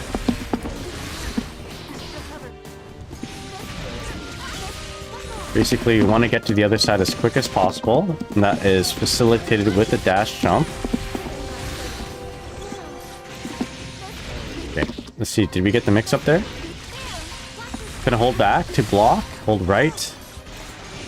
Okay, so I didn't get the mix up. I blocked that. Let's hold forward to block, make sure. Okay, so cross-up protection here is happening. Perhaps my combo wasn't long enough. Maybe I need... Okay, what is going on here? Is my 2D too far? Let's play it out again. Compare it. 2D from there. It seemed close enough, right? Right, okay. Now how did Peluna do it?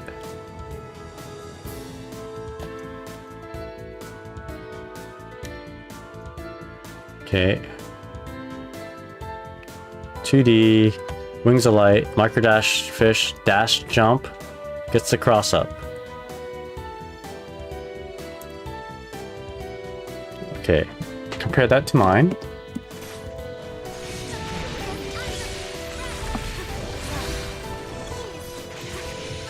Oh yeah, I held down back block there and I got hit.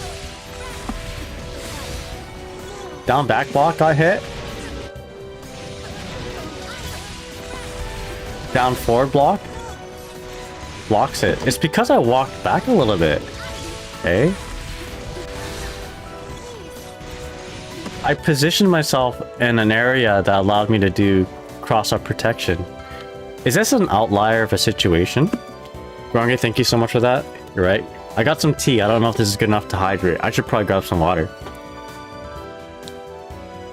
Yeah, you're right. Let's do a little stretch break.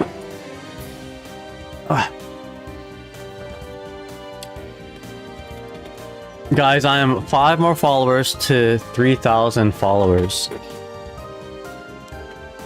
Just 5 more. A little bit more of a push and we got it, basically. Once I'm 3,000 followers, I told myself I would fulfill an old sub goal that I didn't do, which is ask Down Southworth to commission for commission for this stream. That's the voice actor of Virgil. And yo, Maddie92727, thank you so much for the follow. Really appreciate it. Thank you so much. We're now 4 followers away for me to do that. Gallus, what's up? How's it going? Hope you're doing well. Okay, so let's try this again. Maybe it needs to be a closer sweep.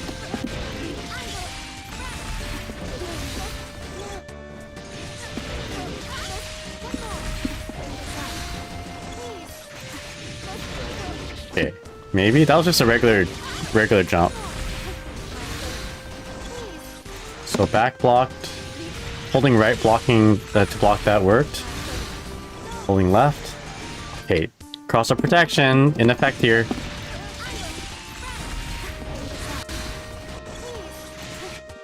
We need that dash jump. Get that then a combo. Hope you're doing well, Maddie. Thank you so much. Okay, that looked pretty good. I got a little bit of a slide on that too. So let's hold right to block. I got hit. Okay, so this is perfect. Now let's hold left to block. There's a cross up. So we actually got the cross up here. What was it like? What are the key factors of getting this cross up? It feels like I need to be really close. So maybe like get in with that dash. Get in really close with that dash in that 2D. Activate Wings of Light and then micro dash forward. Fish. So we need to really be flush in. Got the cross up. So what I'm trying to do is this sequence here, Gast. Alright, let's take a look at this jump. So Sid says, if you look really closely, they're super jumping. Don't know if that makes a difference. I think it's a regular jump actually, right? That's a regular jump. It's a dash jump, but it's not like a super jump. Right here? Because a super jump would... Yeah. A super jump would... Like, look where my head is. On the super jump. Right? It peaks above the life bar, right? But Peluna's jump here...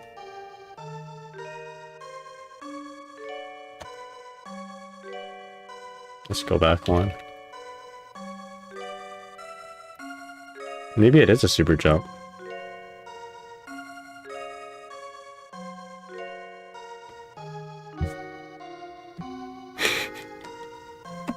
Hold on.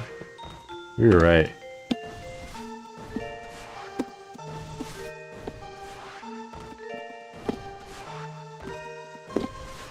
Feels like I'm jumping higher on the super jump.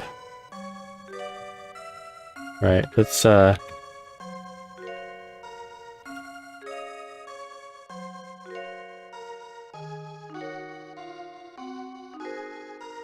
here's a tell too.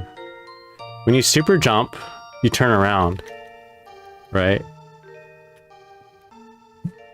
A regular jump, you stay in the same, you stay facing the same side. Look at that. This is a regular jump. If you just ignore the height, right? Still facing towards the right.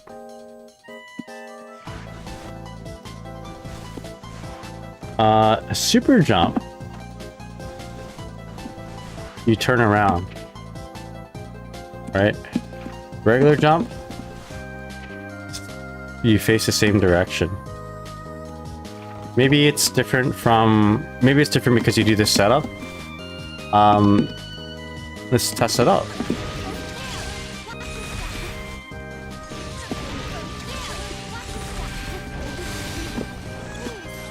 Yeah, you face towards the opponent if you super jump. So that's one of the tells too. Yeah, I guess she's got a really high jump. So yeah, it's just it looks like just a regular jump, but it's good that we are making sure we look at every little facet, right? Every little corner. Oh no, it's all good there, Sid. I appreciate you pointing that out because, like, you know, sometimes I don't notice these things, right? I appreciate it. Okay, let's do that again. Getting really flush with this 2D.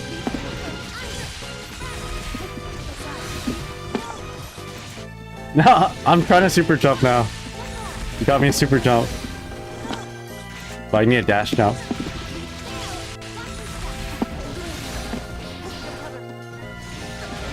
I need to be able to consistently the dash jump.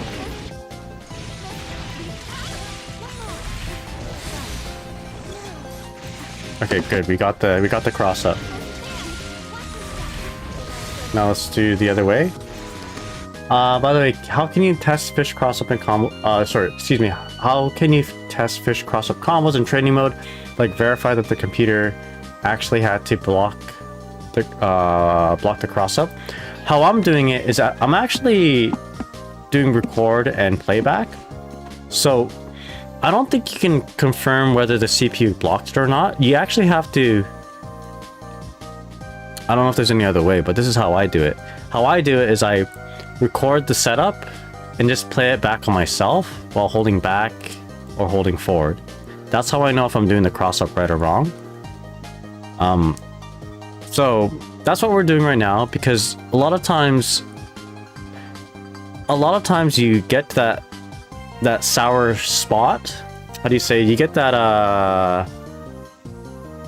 bad timing, that sour timing where you actually get the window of cross-up protection.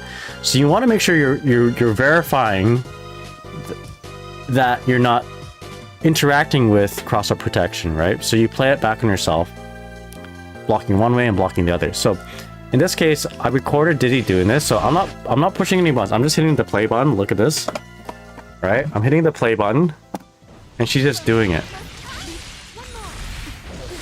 Right? Like magic. I'm controlling RAM. Right, so I'll play back. I'll hold right to block. Hold, and then I didn't block that, right? I got hit. So let's hold the other way now, holding left. And then that's how I know, and I blocked that. I blocked it thinking it's the same side. Or sorry, I blocked it thinking it was a cross-up, and it was successful, so that cross-up worked. That's how you do it. That's how I do it anyway. And I do recommend doing this, because there are so many situations where you think you're doing a same side, like you're, the alternative to the cross-up, and what you're actually doing is you're interacting with cross-up protection. It didn't matter whether they blocked left or right. They could have blocked it no matter what.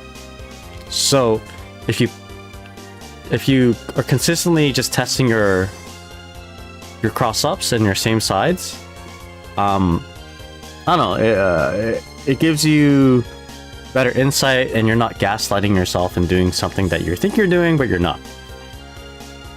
Yeah, everything Dizzy's everything is cute. I 100% agree, Maddie. 100% agree.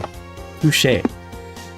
Okay, so now for me, I gotta make sure that we're consistently getting this cross up. I like it when I slide in like that, actually.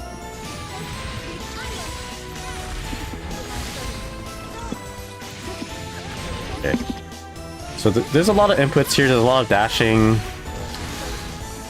So block that. Okay, so I held back and I got hit. That's good. I'm gonna hold forward. Okay. Now there is a little bit of a gap. You can tell because she walked back a little bit. So, okay, I out back, I got hit.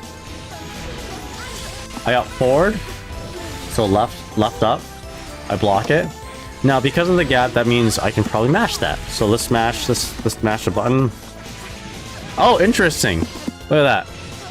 Because I'm crossing up, I'm trying to hit Dizzy when she's on the right side. Let's replay that. But the fish hits me from behind. You actually saw the startup of my 5P. This is actually really cool. Again, this kind of ties into what we were doing before. Look at that. She's about to slap Dizzy, but the fish is coming in from behind. But the thing is, if Ramlethal was facing the other direction and she's 5ping, she would punch the fish. And then if she kept on mashing, she'll punch Dizzy on the way on the other side. So this is an interesting situation. Sometimes you mistime this fish and she will punch the fish and punch Dizzy. I think that happens if you do 2K 2D. But because we're just doing 2D, there's some weird gravity scaling at work here that gives you the right amount of frames for this. So let me show you. You do 2K 2D here. Do the same sequence. First of all, like it didn't combo, I don't think either. So now let's hold back. I think this does still cross up. Oh no, I messed it up. It blocked the cross up. Let's hold left. Okay, and I blocked that too. This is smash 5p. What happens? There you go, right? So I think this is why you want to do 2D instead of 2K 2D or whatever. I believe just a regular 2D sets everything out a lot better.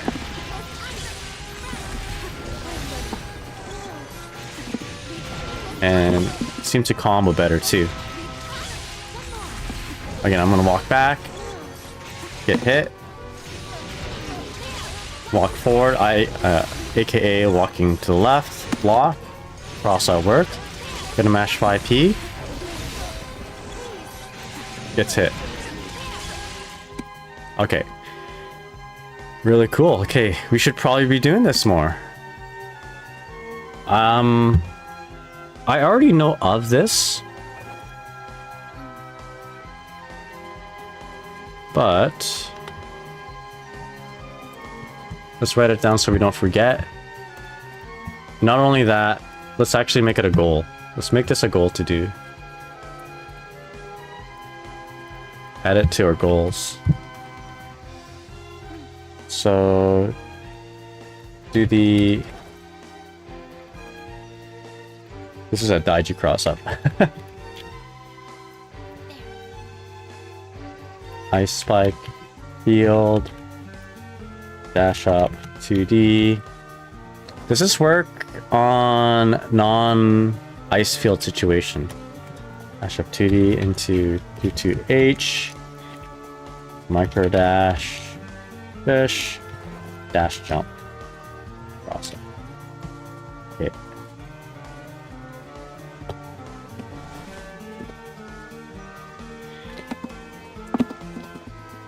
So let's do the same thing, but without the ice field. So a lot of times we do this, right?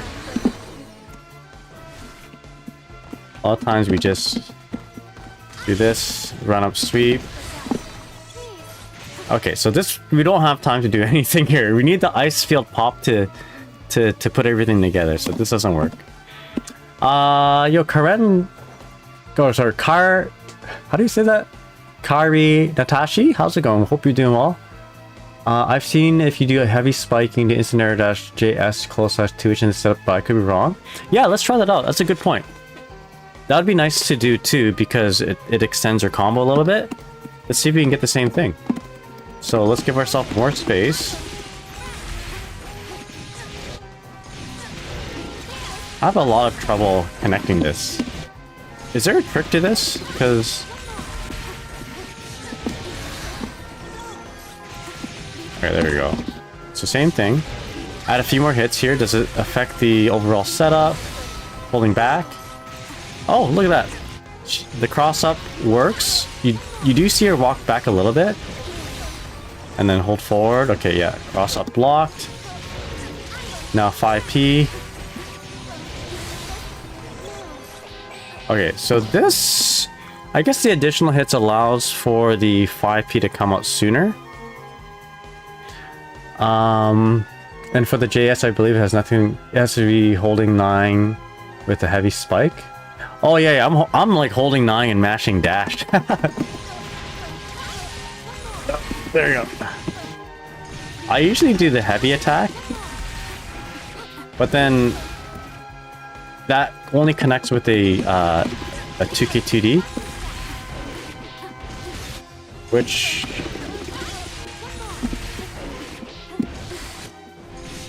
I don't know. I don't know what should work better. I think the 2K2D has the same sort of issues with what I just showed. Okay, could be because I'm not doing it fast enough, not tight enough. So let's just do it a little tighter.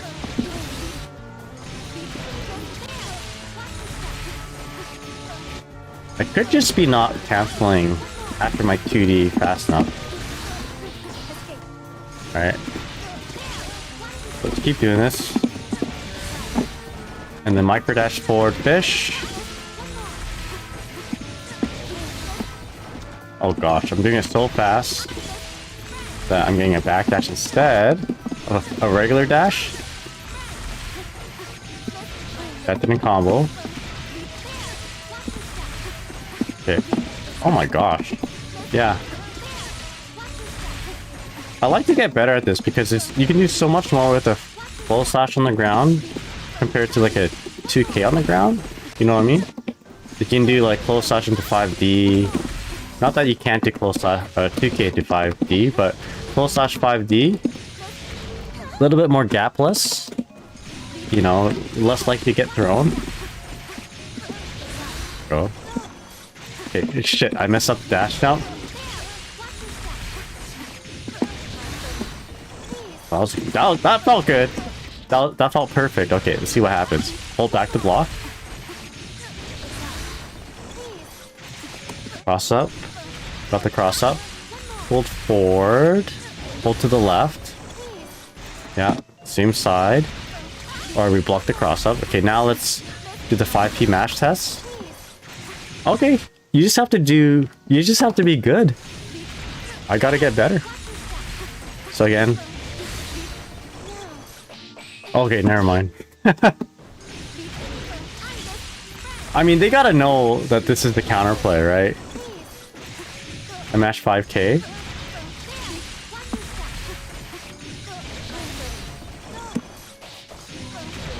Alright, here we go.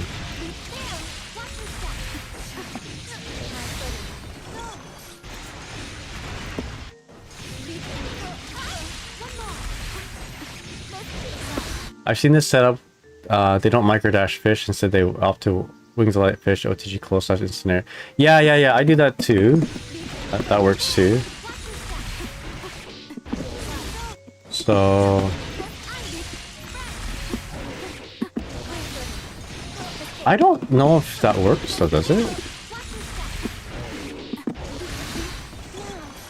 Oh, maybe it does. Okay. We just straight up do it. No OTG. Okay, yeah. I guess doing this though, yeah, this actually crosses up. I went to the other direction to block. Okay, this actually crosses up. I guess the problem with this is that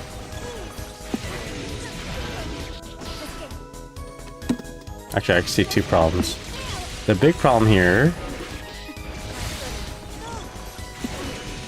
Oh, I need a combo better. It didn't combo. I think that's a big problem. But I could have just done. Maybe I just didn't time it right. Second problem is that if you want to do a same side, it's probably very difficult to. When it involves an air dash. So let's do the jumps, the JS thing, like what Karen Atashi, the new Karen Natashi. Is that how you say it? Okay, let's do it with the JS setup. Gal says you could write an encyclopedia of out of the things you can do. Excuse me, you can write an encyclopedia out of the things Dizzy can do out of a hard knockdown. Yeah, there's a lot of things that you could do. I think Dizzy is quite an interesting character in that, like, not all Dizzies at high level do the exact same thing, except for the Daiji mix-up. I've seen this done from all the Dizzy players, but a lot of the Dizzy players tend to have their own thing that they like to do.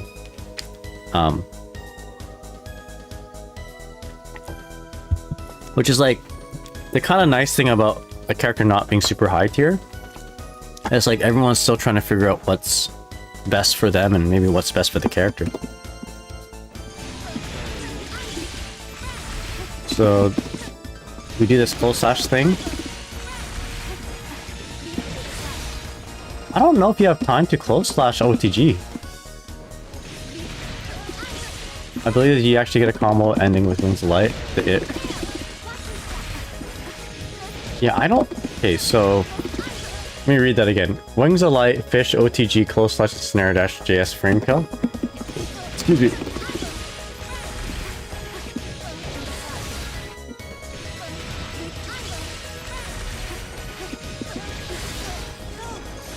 Yeah, I don't think you'll have time for it. I think usually... Okay, so this is what you usually do. Right? No Wings of Light. You just sweep into Fish. Sweep into Fish, run up OTG close slash, and get to the other side. That's usually what you do. You don't have to do that JS thing, but I'll do it anyway. Just to kind of show. Shit, I did it anyway. Okay, hold up. We need just the Fish.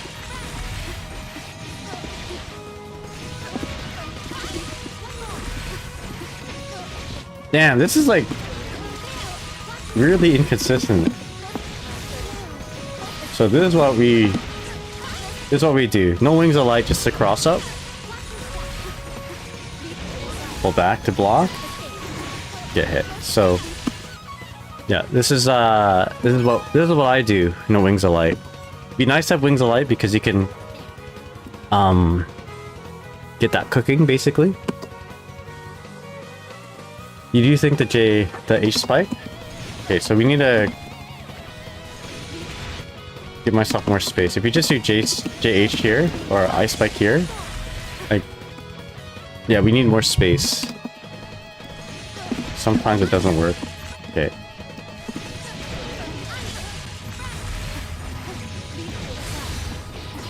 Okay, yeah.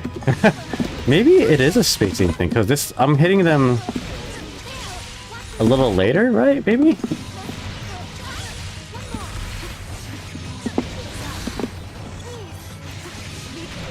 A normal jump, you don't get a whole lot. Normal jump, no dash. Doesn't work. You need the dash jump. Yeah. Maybe it's a distancing thing for the JS to work better. Okay, so this is cross-up protection.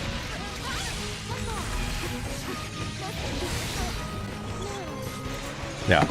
I blocked either way, and it was successful on defense. Yeah, we need the micro dash. Okay, now I'm getting it more consistently. Didn't combo, but that's okay. We can fix that. Okay, now this is why we want to be testing it on ourselves, right?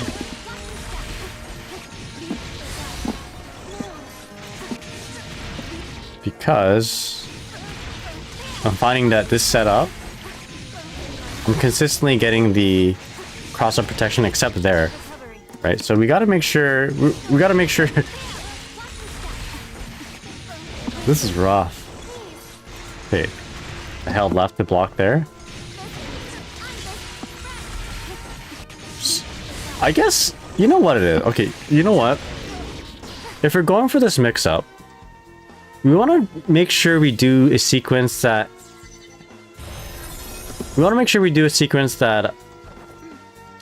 has a strong probability for me to make sure I get this cross up to work. That's why I think just running into and doing a 2D, it seems to be the most consistent way of getting the setup to work the way I want it to. Like, y'all can be like, oh yeah, I'm getting it. No, like, you know, it looks like I'm getting it from here. Right? But you don't want to gaslight yourself to think that it's always going to work. Because you don't test it, right? I don't know. Okay, I got that time.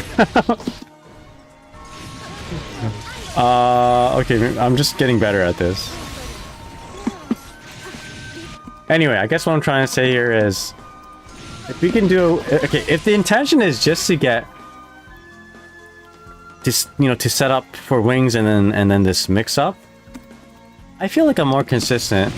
Maybe I'll eat my own words here with just a raw 2D after the ice field pop, or after the after freezing them in this way.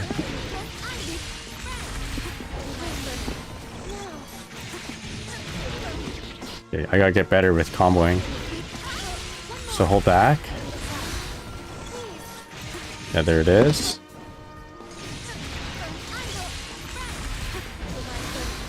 Mash. I want to be able not to have that. I don't want to be mashable there. Might be worth noting that the more you hit him during that freeze state, the higher, like, it's going to be damage prorated. So maybe you don't want to be doing that a whole lot. If the intention is just to get this mix up, set up wing, get this mix up, let's just go for it with the 2D if it's available.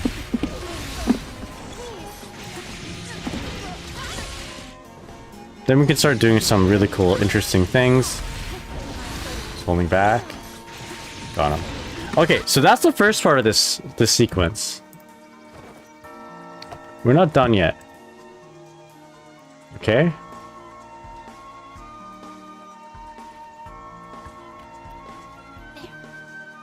So Peluna gets the ice spike. Wings are on. Okay. If this is successful and we have meter, it looks like we can just go like spend all of our burst and go for a quote-unquote kill sequence. Just like that. So let's practice that. So if we can kill, we should, basically. So close slash 2H. Close slash 2H, fully charged wild assault. 5D. Okay. 5K ice. Oh, 5K ice spike. That's weird. 6H into wild assault. Grab. Wild assault. Wings light pop. And then kill. The damage difference is pretty big, though, I feel.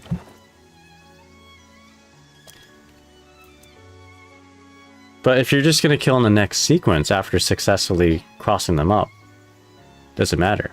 You know what I mean? I mean, everything's nuanced, right? Everything, there's no one clear answer. Yeah, sure, if you can... Okay, yeah. If you're consistently nailing this combo and you're consistently getting the cross up, then yeah, you should do it. Things to keep an eye on though is like, okay, am I kind of if I do this sequence in this if I do the combo in this particular scenario here, right? And they end up getting the burst before the combo finishes because I did that little sequence, you know, the instant airdash close slash whatever, like then it's not as good, right? They'll burst before the combo's done, and then you spent as a Disney player all your bursts to get to that point. I mean, you don't know everything at the time too, right? So I don't know. I don't think there's a right or wrong answer here. But for me, if I'm just gonna rely on this cross up to work and I have the resources to kill if it does, and they don't have the resources to get out of it, then yeah, then the 2D is just going straight into it because it's more consistently, you're more consistent to be able to do the cross up, mix up better in that way. That sequence, you know, one may argue that sequence would be the preferred one, right? But I do like the idea of doing more damage, like you said. I think that's something that I'm lacking too in terms of getting better at this character. I often go for setups over damage. So, you know, that's something I should consider too. There's no right or wrong answer.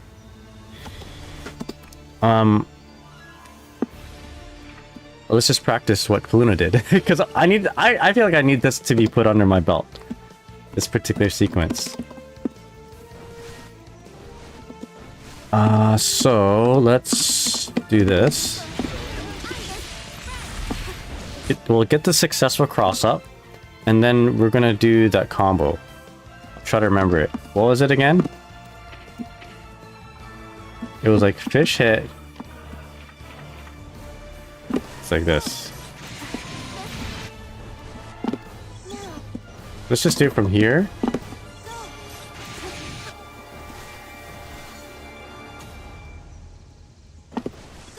There you go.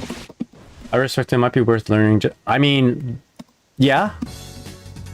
I have a lot of things in my bag. No, you're right. You're absolutely right. You're absolutely right.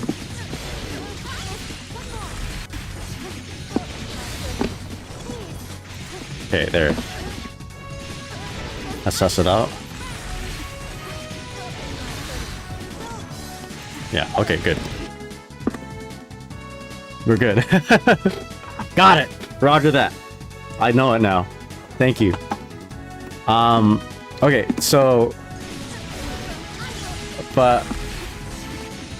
I'm gonna focus on this other thing because I saw Peluna do it. For now, it's easier for me to just run up in 2D. And I can see why you want to be doing that too. Sometimes maybe you're too far for a run up 2D. Right? In a way you want... In a way it... for this to work. Like bring it from here. That's a little bit better, right? I get it.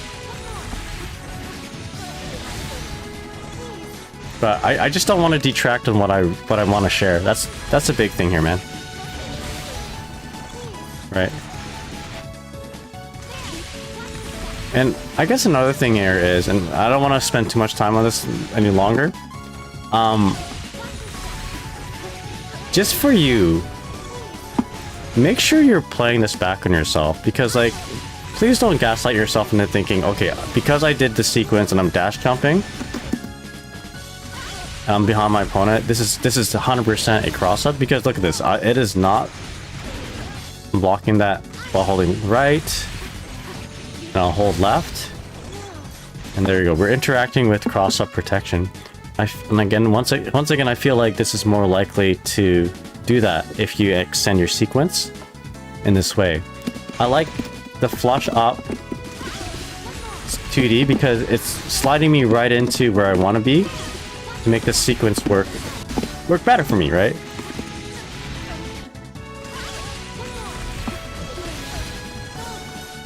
There we go. Nice and tight. Mash 5P. They can't. Right? You know what I mean, right? But I appreciate it. Thanks for, like, I'm not trying to be like, I'm never gonna do this. I think you're wrong. There's some streamers like that, I'm sure. I think there's a lot of things that are worth looking into, and this is one of them, for sure. Everything has value. But I don't want to detract with what I'm trying to do, which is this sequence. Like, that cross-up is just like the tip of the iceberg. The real sequence is just doing this combo. Imagine, how's it going? What fight stick are you using? I'm using the Q8RF RAF Quamba Obsidian. Okay, so let's just do this. Okay, so seems like the combo is... let's just do a regular jump for now. Fully charged into 5D.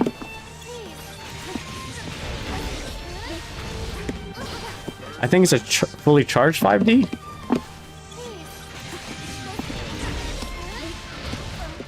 Into... yeah, 5k Ice Spike.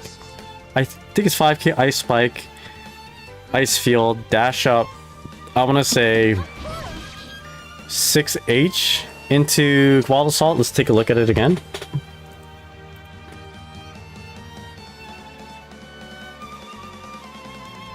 Yeah. Okay. Dash up 6H, Wild Assault. This is all to extend the sequence so that you can maximize on the time Wings of Light is activating. There we go. That's what we want to be doing. Okay, let's do it. Does that lose to reversal? The dash jump? Alright.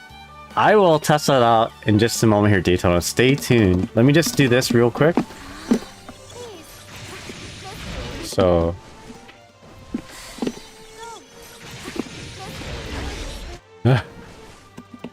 so it's like...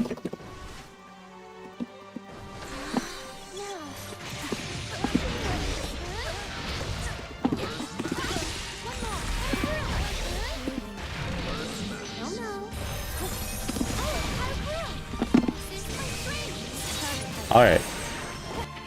That does a lot of damage if you have full meter.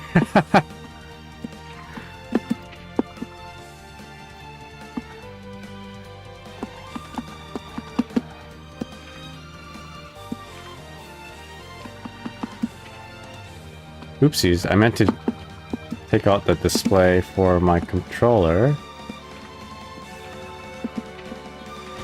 Oh, okay, you kind of saw it there. Let's play it out. Play it again. No, shoot! One more time.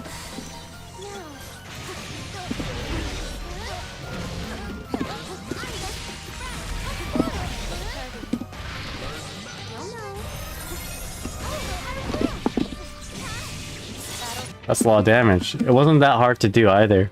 I mean, this is granted with a full bar, but you've already done that little bit of damage with that combo, right? The initial the close slash 2H combo. Alright, now let's test to see if this loses to reversal. This part, right?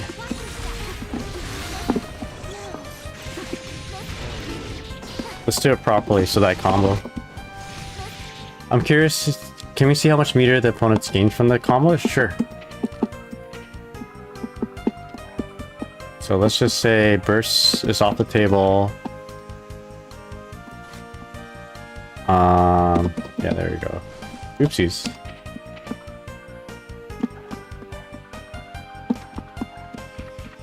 Burst off the table, no tension.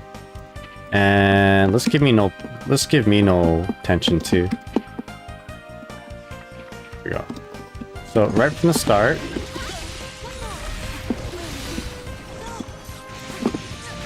Okay, so first of all, we want to know if this pretty close to the corner. Let's do it right so that we don't have to interact with cross-up protection.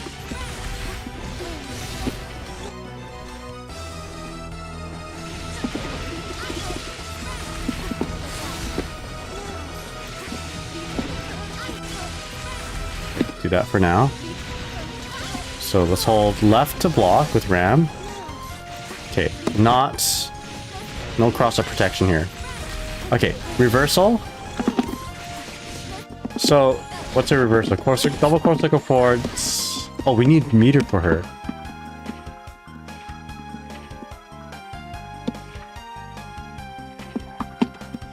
This for now.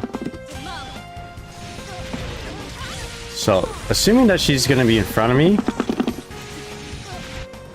So, reversal doesn't work because she crosses me up.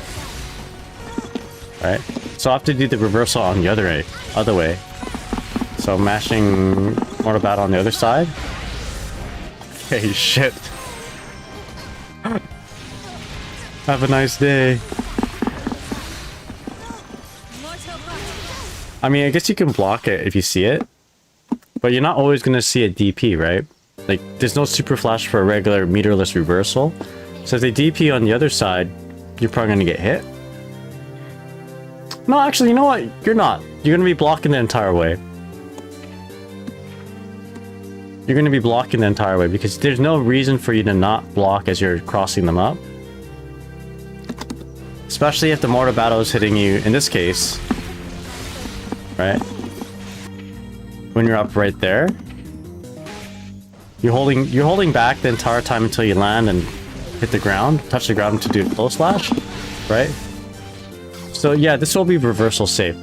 Now the thing is, on characters with meterless reversals,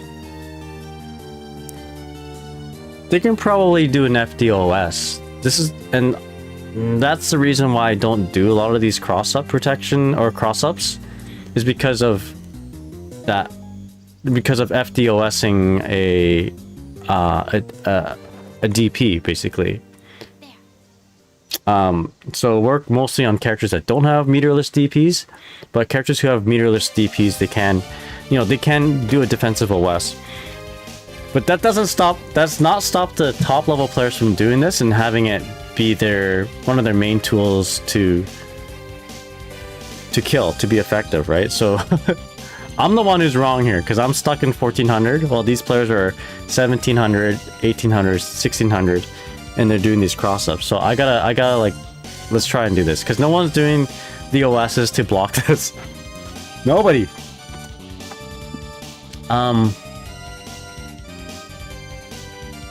I've been able, so Karen Natashi says, I've been able to filter a lot of daisies with DPOS every time they set up fish because they're trying to...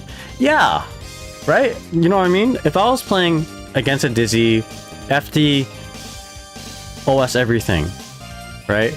There are situations, there are some setups that actually have FD DPOS protection, but that's far and few in between, you know what I mean? Most of the times you can just do an FD DPOS. What do I mean by that?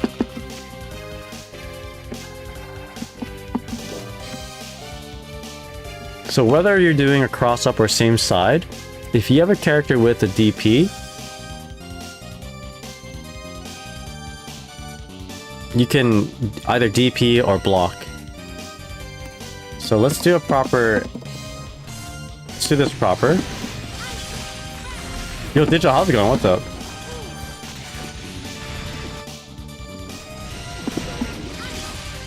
Hope you're doing well. Okay, so there it is, right? Let's hold back to block to ensure that this is a cross-up. It is. It's a pretty solid one. This one's a pretty tight one. Okay, now let's block right to confirm that it indeed crossed me up in a same, you know, if you block the other way, you'll block it. Okay, so that's good. Now, let's just don't think DP one side. I get hit. I'm gonna DP on the other side now. And then we basically knock her out of this this cross up.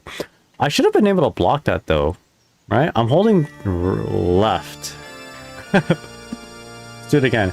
Now guys, one of your favorite movies, Spirited Away? No, actually it isn't. Spirited Away is my least favorite Studio Ghibli movie. I feel like you knew that though, that's why you asked that. How's it going? What's up? Spirited Away I got gifted on my 18th birthday, and I watched it when I had a fever. And I think that affected how I feel about Spirited Away. And plus, okay, so another thing is, everybody was saying how good Spirited Away was. But I'm like, yo, this is nothing compared to Neon Genesis Evangelion, right? At the time, I was like, yo, this ain't no Escaflowne. It was like, it's probably like the best normie anime film at the time, but it's not anything special compared to Hajime no Ippo. Also, I've been spoiled with watching I was spoiled with watching, what's that movie? Princess Mononoke. That, I think Princess Mononoke is like the best Studio Ghibli movie. Okay, now let's hard DP on this one side. So this is a cross-up, we confirmed that. Why is it Castle in the Sky? You know, I've never watched Castle in the Sky. Is Castle in the Sky Laputa? Or whatever? So we're blocking now. But I love the theme song from it. When I was in Japan one year, my wife and I were playing around with like music boxes in a random Japanese store. And of all the music boxes that we found, the one that we bought was Castle in the Sky. Castle in the Sky. So it's got some good music. Okay, so what is the FDOS So whether, like, okay, I'm just gonna turn off my brain and I'm gonna hold a button. In this case, I'm holding kick. I'm gonna show you my inputs. If you guys don't know this, I'm gonna show you some sick OS. I'm gonna hold kick, and then as I'm waking up, I'm going to do a DP on one side, or maybe I'll DP on the front side. Right? Let's DP on the front side. I don't know any better. I'm just gonna do it. Holding kick, on DP on front side. See that? What's happening here? I'm blocking that cross up, right? But if she was in front of me, I would have DP'd. So basically what's happening is I'm actually inputting DP backwards, and because I'm orientating myself facing Dizzy, that backwards DP becomes a FD, because if you push two buttons together, you're gonna get an FD. All right, I'm already holding kick.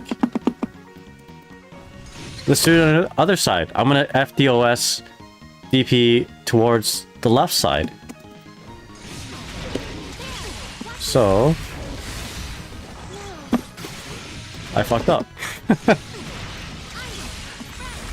But there you go, look at that. I FD'd for a little bit and then I DP'd, right? I double tapped. I feel like I double tapped the slash.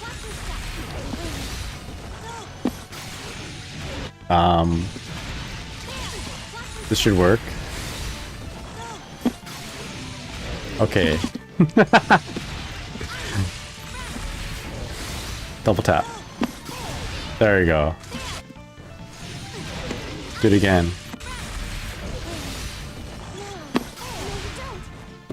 Let's do double tap on the other side. What happens?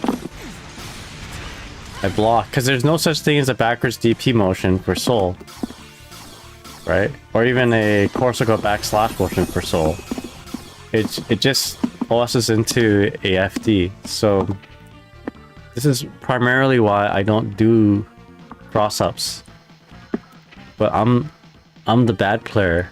You know, I'm the one who's wrong because everybody else does it and they're so successful with it. I've been thinking too hard. I've been trying to optimize for like every permutation, but by doing that, I've limited myself on doing very safe but low reward things. So we got to do this. It's super high reward, and yeah. I mean, if the top players are doing it, let's just do it. I should be mindful though that this is a thing. You know, you can FDOS it, right? In case we need to run into, in case you run into someone who does it, and then we need to make countermeasures. Yeah, I don't think people actually do that. Not gonna lie, people don't even fuzzy exactly. So I was preparing myself for a situation, and basically I was preparing myself to face someone at the highest level, and also the lowest level, right? If you do techniques that only affect the low level players, eventually you're going to, you know, if you try those same things on high level players and there's like clear counterplay, it won't work against them. You just plateaued, right? So I've been trying to interest myself in things that kind of are more universal. It should work on both high and low level players. Aiming for, you know, that like top level play, but by doing that, I'm thinking too hard. I'm not thinking. I gotta like kind of dumb it down a little bit so that, you know, I'm still facing low level players. I'm still interacting with them, and they're kicking my ass. So we gotta limit, like we gotta rise up still. And plus, Peluna and Maki and Daiji are doing this, and they're having good success with it. So why not? We should also do it until we get to that point, and everybody's doing these OSs, and then now, okay, now we gotta be mindful of what else can we do, and hopefully by that time Dizzy gets buffed, and we don't have to worry about super intricate nuanced setups. Yeah. If something lost to something doesn't mean you should never do it, in my opinion. I'm with that opinion too. I'll be honest, that's usually how I go with. But I'm also like kind of plagued with friends who play at top level, who are consistently top level players, and they drill into my head. And it's not just a Strive thing, it's just like a fighting game thing in general. I've been raised with friends and mentors who continuously drill the notion of you should always seek to find things that work on all levels of players. You shouldn't be satisfied by just, you know, learning a 5D combo, like a... Okay, so if this is working, this is how you're winning against most of your friends. For instance, you open them up with a fully charged 5D into a big combo. Yeah, that's gonna work against your low-level friends and that sort of thing if you're playing mostly them. But then you enter into high-level play offline. All of a sudden, you're not hitting anybody with this 5D fully charged, right? This is a big exaggeration, by the way. And you built yourself up to a point where you're doing this kind of gameplay style, like high risk, high reward. And this is all you know, right? If you gaslight yourself, if you kind of restrict yourself to just these things that work against low level, I hate saying the word low level because it makes it sound like I'm like kicking someone down. But what I'm trying to say is, if you're not playing someone who's like at the toppest level, and this is like your primary way of opening up your opponent, you're gonna get like a rude awakening, right? Against those top level players when you get to that point. And if you don't realize the errors of your own ways, you're just gonna get soul crushed. Right? We don't want that. So like, that is sort of the philosophy of just top level play. And this is what I've always done, like not just in Strive, of course, but like in Guilty or Plus are basically all the fighting games that I've done well at. And this is what all my top level friends kind of adopt too. And yo, Pixel Pappy, how's it going? Hope you're doing well. Nice name. And I do want to imbue, like, bestow this upon you guys too, right? You don't want to stick with just things that only work against low ranked players, I guess. I hate saying that. It sounds bad because it sounds like I'm just talking down, but I think you guys know what I mean, right? It's really healthy to be able to recognize what should work against high level and low level players. But with that said, this is flawed in itself, what I'm doing with Dizzy. But so is like most of her kit, right? We got to work with a flawed kit. And if the top level players who are playing this character are doing this particular setup that is flawed, and they're very successful, they're onto something, you know? Sure, it may not work all the time, and that could be a testament of how well the character is doing overall. This is why we don't see Dizzy in like always winning majors, right? Because she's just inherently a flawed character. But this is what we have. This is what we have to work with. And I'm now willing to just put that philosophy aside because I don't think it applies to Dizzy in this case, because let's be real, the things that work universally against high level and low level players, they're pretty low reward with Dizzy. We have to kind of lean towards the high reward, high risk, high reward things that have flaws and that have answers to them, but just have a bunch of things at your repertoire so that you're not just throwing curveballs, you're throwing splitters, you're throwing, you know, 100-mile-an-hour fastballs, that sort of thing. You know, just vary up your pitching portfolio. Like, be you Darvish, basically. How's it going? Pixel Poppy, hey my dude. Nearest to Strive, how it goes? It goes very well. I'm just yapping right now. What about things that work against great players though? Yeah, you wanna do that too. Great players, low level players, medium skilled players. If you have a setup that should work against everybody, like that's what you should kind of try to move towards, you know? Like, if you have a repertoire of setups, one of them is a 15 frame overhead, and the other one is a 25 frame overhead. Both of them pretty much produce the same results. It's pretty clear what you want to be doing. You want to do the 15 frame overhead instead of the 25. But some players will just continually do the 25 frame overhead because it's working against their buddies. Or it's working online with like 5 frame rollback. You want to just kind of eliminate that, or at least, you know, don't do it so often.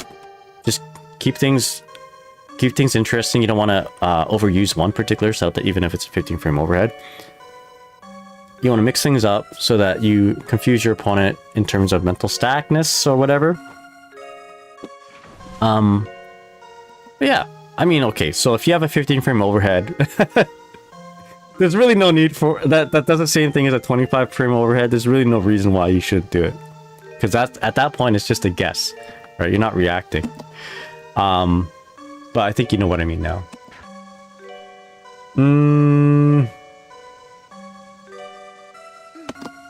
If a setup works once in a match, then it's worth learning. Oh yeah. I think there's things that are worth learning if it works. If it's working, then there's value in it. There's value in it if it's working. Anyway, hope you're all doing well. Yo, Rubber Eagle, what's up? Any advice for Ino? As Dizzy, or which character are you playing there, Pixel Poppy? Alright, anyway, let me know, and then I can help you out a little bit better. Oh, you picked Ino. Oh, do mix-ups. If you're new to Strive, you know, do a lot of, you know, knock your opponent down, lean towards high-lows, you know, mix things up with the air dash button, or like just an air dash landing low. Watch Daru-Ino. Just didn't know if you had any advice for like newbie advice. Okay, so if you're completely new, that's a good question. Watch Daru-Ino. Alright, so if you are new, actually this is a good point to go on to my next thing.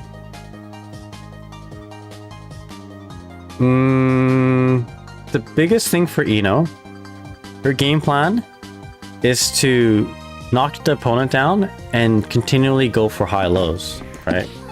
So she does whatever. What's her moves? If she gets that down, wait, what's the best thing for her to get a knockdown? Let's just say you get this, or maybe this. That does a combo. Okay, anyway, 2K2D. You want to open up your pressure with either a 50-50, like either overhead.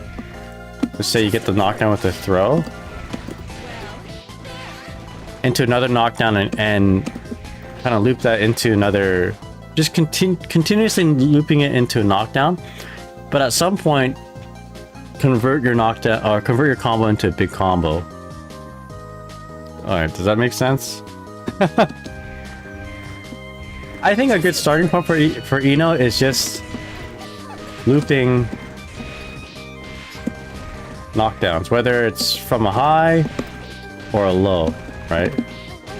I'm not demonstrating it very well here because I don't play Ino, but that's generally her game plan. That's usually how she wins against like a character like mine, for instance. For a newbie, are the ways you can, you know, hold your knockdown, maybe with a note.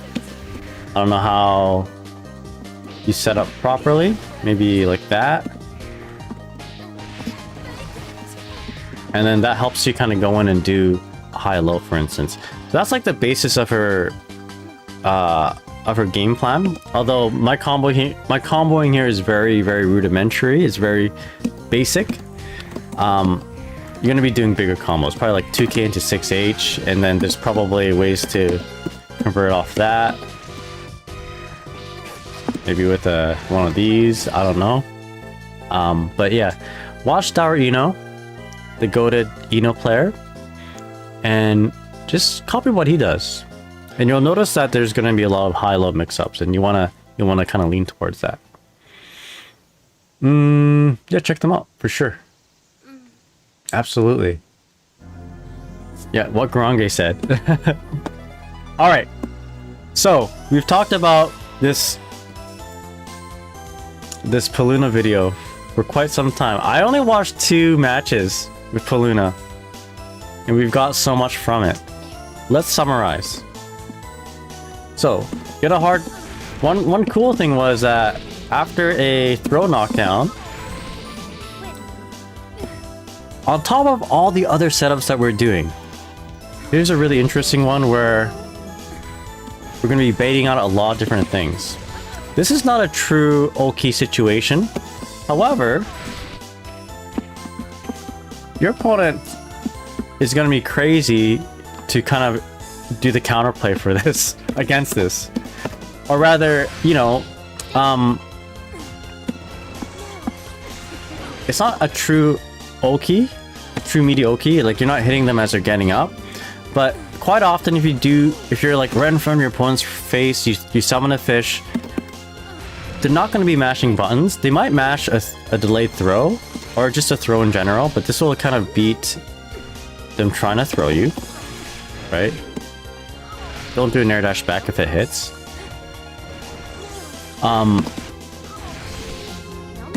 If they have a reversal... Okay, let's not even do the air dash back. Let's just do...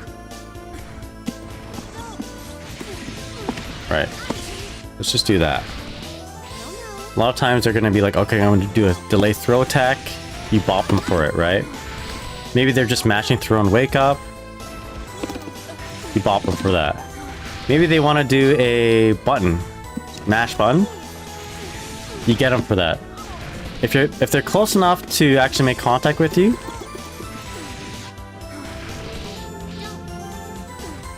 like, I don't know, maybe Ino doesn't have it, but some characters have a really high hitbox button. You'll block Dizzy. You'll block Dizzy, but the fish is coming from behind. It's gonna protect you. Now, guy, do you like No Face? That's the guy from Spirited Away, right? I don't think I did. So you... Oh wow, interesting. Okay, so we did this pretty good. Nah, I think No Face is a loser. No Face is a loser and it's mean. If I remember correctly, I thought... Isn't No Face like a bad guy?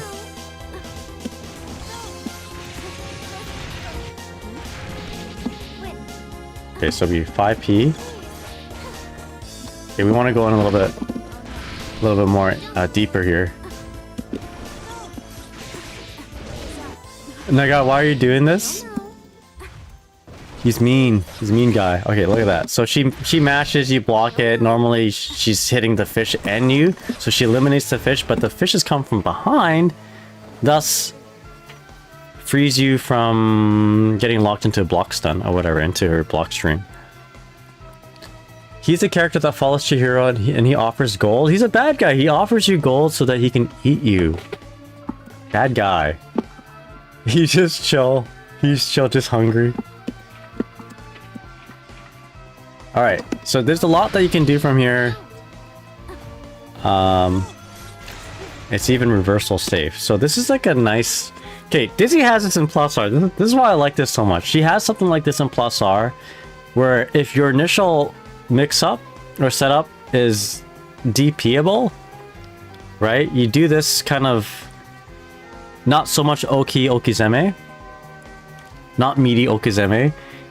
You bait out the DP, you bait out the reversal. If they did a reversal, but if they respect it and just hold back and block, they have to deal with the mix-up. What do I mean by that? In this case, you can do air dash back JH.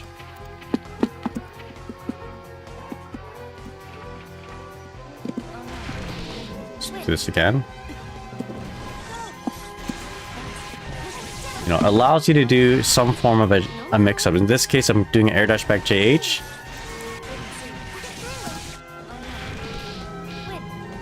Is there a gap here? I want to block this, hold up back. Okay, so there's a little bit of a gap there. It's not perfect, but you get the idea. But anyway, so then what is the counter to this? They have to like read this and air grab you with no delay, right? They can't. Oh, I guess they can chase you, right? They can do a slight delay air grab. But in general, you shouldn't do that. Bob like Bob, how's it going? What's up? Hope you're doing well. Thank you so much for the follow. Really appreciate it. Yo, guys, we are currently 2 away from 3,000 followers. Isn't that crazy? And all I've been doing is stuff like this for the last 5 years. A lot of my streams are just me in the lab. It's crazy. If we get 3,000 followers, I will commission Dan Southworth to be like, "Hey guy, you require more power. Are you motivated? If you want it, you'll have to try and take it." You know, the voice actor for Virgil. Anyway, so this is something that we got out of this video from Peluna. I guess these match bits. Wow, been streaming for 3 hours from just 2 matches. And what else did we get? I wrote it down. I think I did anyway. Oh, interacting with Ram's this thing. You know, you could fire spear. Oh. What the heck? Hold up. There we go. Fire spear can actually absorb the rocks, basically. Yo, Mini, how's it going? What's up? Sorry, weird question. Are Dizzy's wings in her sleeves or on her back? I can't tell. I think they're on her back, but they're coming through the sleeves. That's a good question. All right. Oh boy, I didn't mean to just watch Peluna and just break down everything Peluna was doing.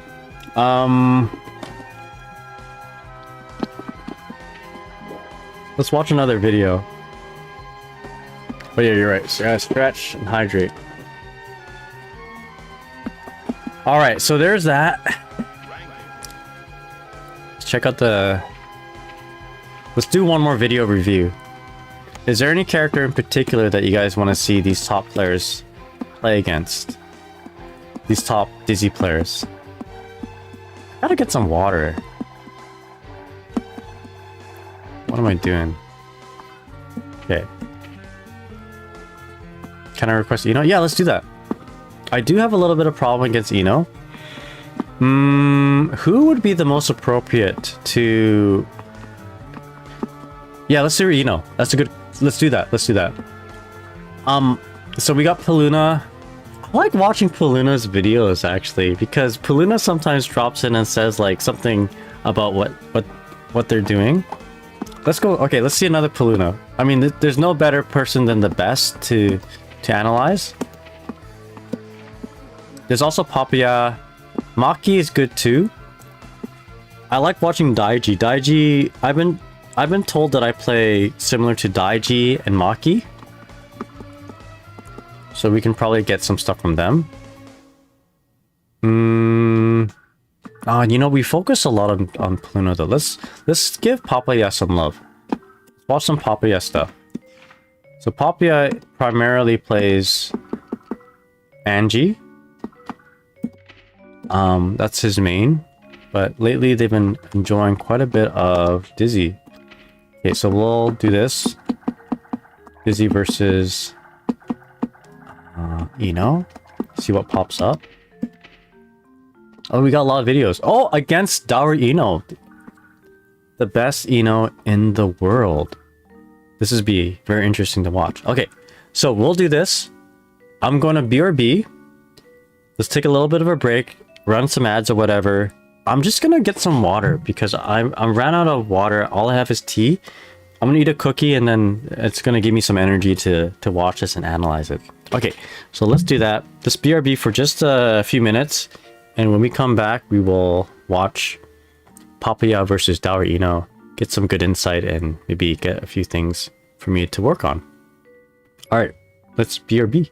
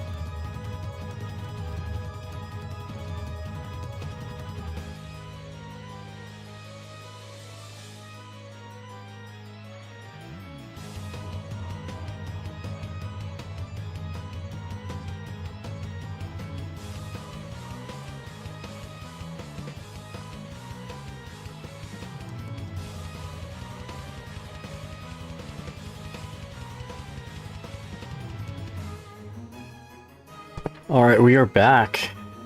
Okay, let's do this. Woo! It's kind of late. It's kind of late and I'm kind of tired, but let's finish this up. Got some water so I can properly hydrate. But yeah, let's watch one of these videos.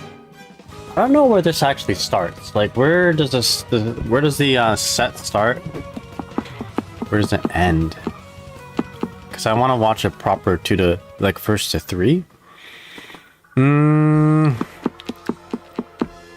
don't we... I guess it starts from back here. Let's see where the start date is. This is a good start, I think, right here, right? Starts at 7:17 and then 7:18. As long as it's the same day, I suppose. Actually, you know what? September 29th. That wasn't too long ago, right? I don't think Papaya and Daru-Ino's play. They don't change a whole lot in like a week or a couple weeks. So let's watch the last one, like the earliest one that we have, because it's 3 matches. I'm not looking at the scores. I'm not looking at the points, but because if we see 3 matches, that means it went to the final game. So let's go ahead and watch it. Went back and forth at least. All right, so here's what we're gonna do. We're gonna watch it in full screen mode with no me. You guys aren't gonna see me here. Don't know why it says 0 viewers on Twitch, but that's not real. And yeah, so that we can rewatch it again on my YouTube. So that we can rewind and stuff. Because as you know, the replay theater doesn't allow you to rewind, doesn't allow you to go back and forward. Yeah, this is an easier way to kind of watch it. What am I trying to say here? No, that's not what I meant to say. Basically, we can rewatch it on YouTube and rewind it after the fact. So we're just gonna watch all the way through, no stopping. I might talk the whole way. Actually, I will talk the whole way probably. Just commenting on what I see, and we're just not gonna stop. So this is Papaya, top 3 Dizzies versus Ino, top 1 Ino, basically. See what Daru-Ino does. Nice color. Yeah, it's a tough move to deal with, the HCL. Okay, so we're just trying to peg with ice spikes. Doesn't seem to be working. I mean, when you're fighting against Daru-Ino, you're probably thinking about a lot of different things that an Ino player, like a normal Ino player, wouldn't be doing, right? You're probably wondering, okay, what is this Ino? The best Ino player must play way different than any regular Ino players. Here we go. The setup, just a regular. Oh, nice shimmy right there. Back that shimmy. Okay, setting up. So opted not to break the wall, but just to keep the wall, get a setup going with Wings of Light. Okay, not looking too bad here. That's a dangerous spot to be, a dangerous zone right there. With the HCL and stroke kind of range, I find that's really difficult to deal with. Okay, get the pressure. You kind of have to hold this. Oh my god, that was a misinput. I think that was supposed to be a grab, but just a standing dust came out. Okay, wall break. We both have the same amount of meter. Okay. Alright, what do we do here? Okay, go for the cross up, nice. Even, you see, even Daru-Ino, is getting hit by the cross up. Doesn't kill.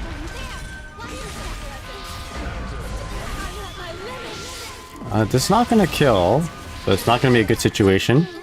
Okay, there we go. So Daru-Ino takes the first game. Alright, so if anything, we got confirmation that we should be doing that mix-up. That cross-up. It's working against opponents of all different levels. Even the best Ino player in the world. Right? Alright, next one.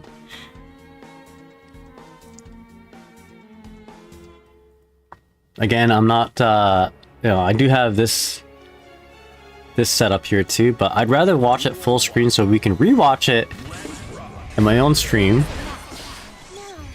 and pause it and rewind and all that. You'll know what I mean. Nice 2D to catch the stroke. I bet there's so many different like player things that are happening here. Not like character matchup specific things, but player specific matchup things. You know? They're probably playing on levels where us normaltons can't even comprehend. Okay, PRC4, nice grab, and into a kill. Let's go. Okay, round start. What is a good round start with Dizzy right now? Against Ino. I always like backing off, seeing if she does like 2S, and I'll try to catch her with the button. Like whiff punish.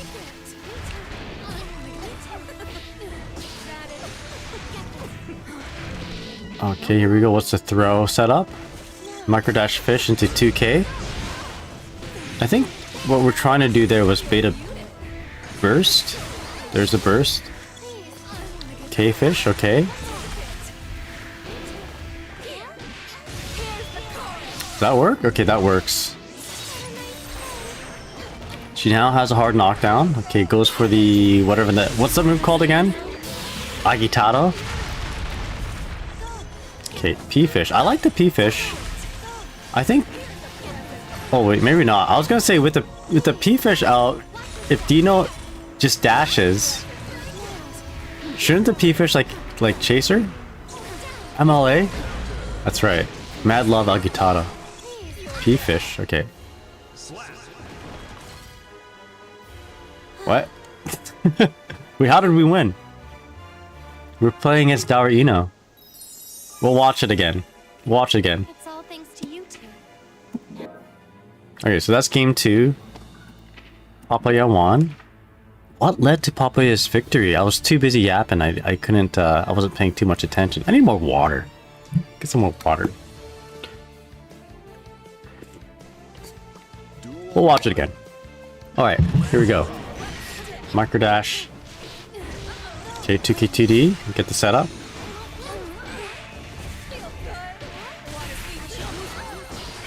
You know what? It might be worth watching some low-level players play against like top-level Dizzies, like a low-level Ino versus a top-level Dizzy. I feel like Daru-Ino is just doing whatever, and they're like, yo, man, let me just freestyle on ya. Doesn't matter what you're doing. Okay, walk back a little bit. See, that's what I like to do, but then we got hit by that 5H. Microdash or a backdash gets caught by an OS, it looks like. Yikes. Alright. So last time we saw MLA, no MLA there.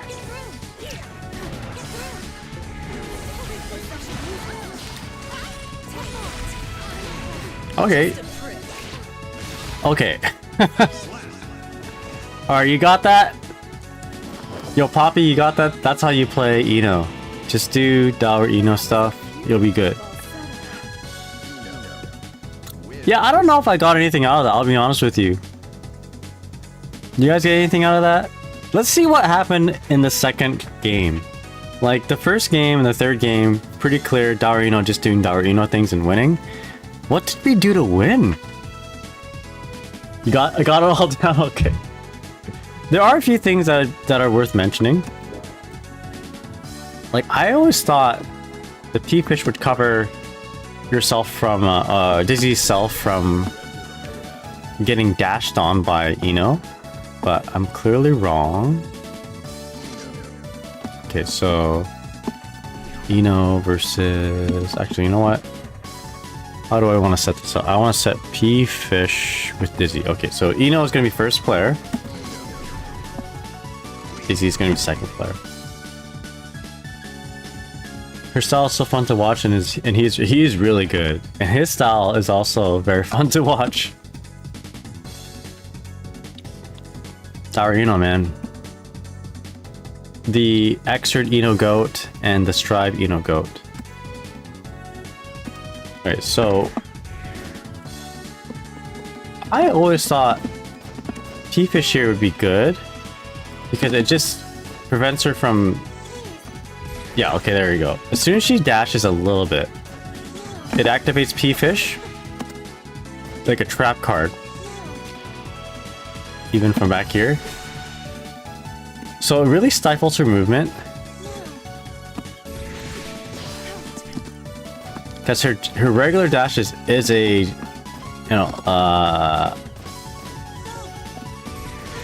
she flies in the air. She's airborne on her regular dash, right? And P-Fish activates as soon as you're airborne.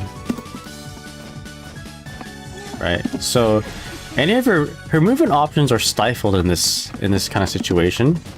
That's why I noted, like, oh yeah, maybe that P-Fish was good. I said that a few times. I think I said. So she's kind of limited to just some ground movement. What I would kind of consider if I was Ino is maybe do something like that, if that's the case. Right? Because what a lot of times the Dizzy is fishing for is just you interacting with Esma Kill Sword. Because if you get hit with it, she gets like sort of a full combo confirmed. And the move that goes underneath that is Stroke the Big Tree. Right? So, and I think she can 2k this too. Gets underneath with 2k. So it kind of forces Dizzy to use moves, or rather it encourages Dizzy who know better, to use move that catches Stroke the Big Tree.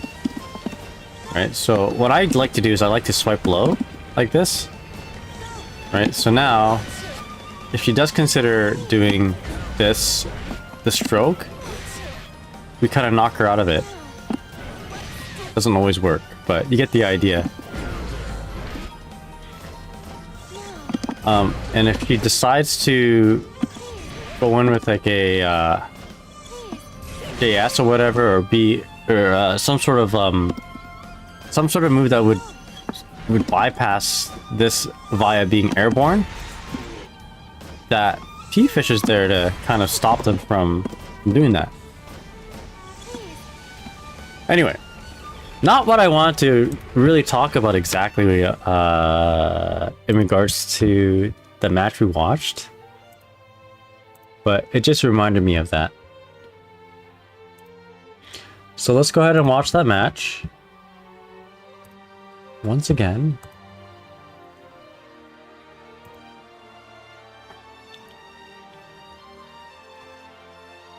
There you go.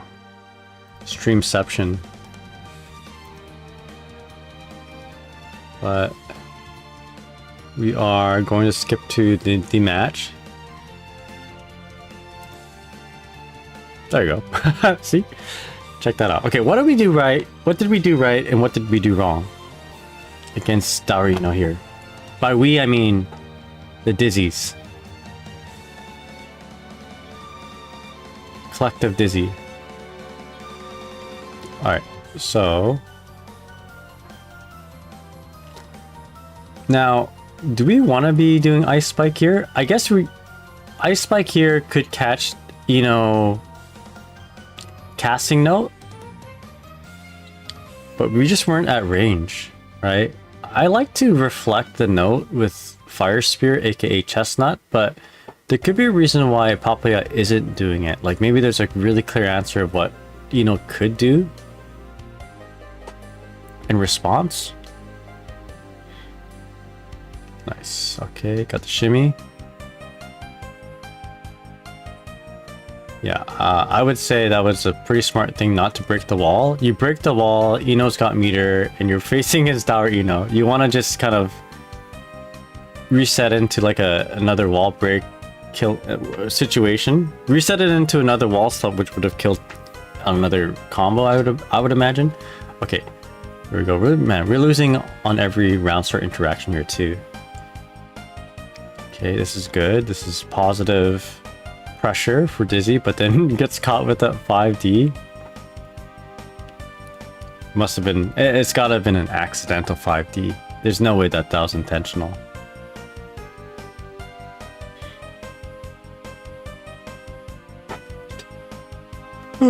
Catches with a 5H. I like to see this though. This is good to see because this is showing that even at the toppest levels, things like cross-ups, even though there is like cross-up OS protective options, it still works against the likes of top-level players. Let's go back to your successful mix-up. Now, would the play be just run up, cash out on OTG damage with Wings of Light, and just do an OTG attack? Possibly. Maybe we thought we could have killed with this super, which, to be fair, yeah, I think with wall break that would have killed. Just an unfortunate series of events. And then Ino's just hard to deal with when she's dashing up like that. Okay, so next match. This one we actually win against Daru-Ino. By we I mean Dizzy's. But how?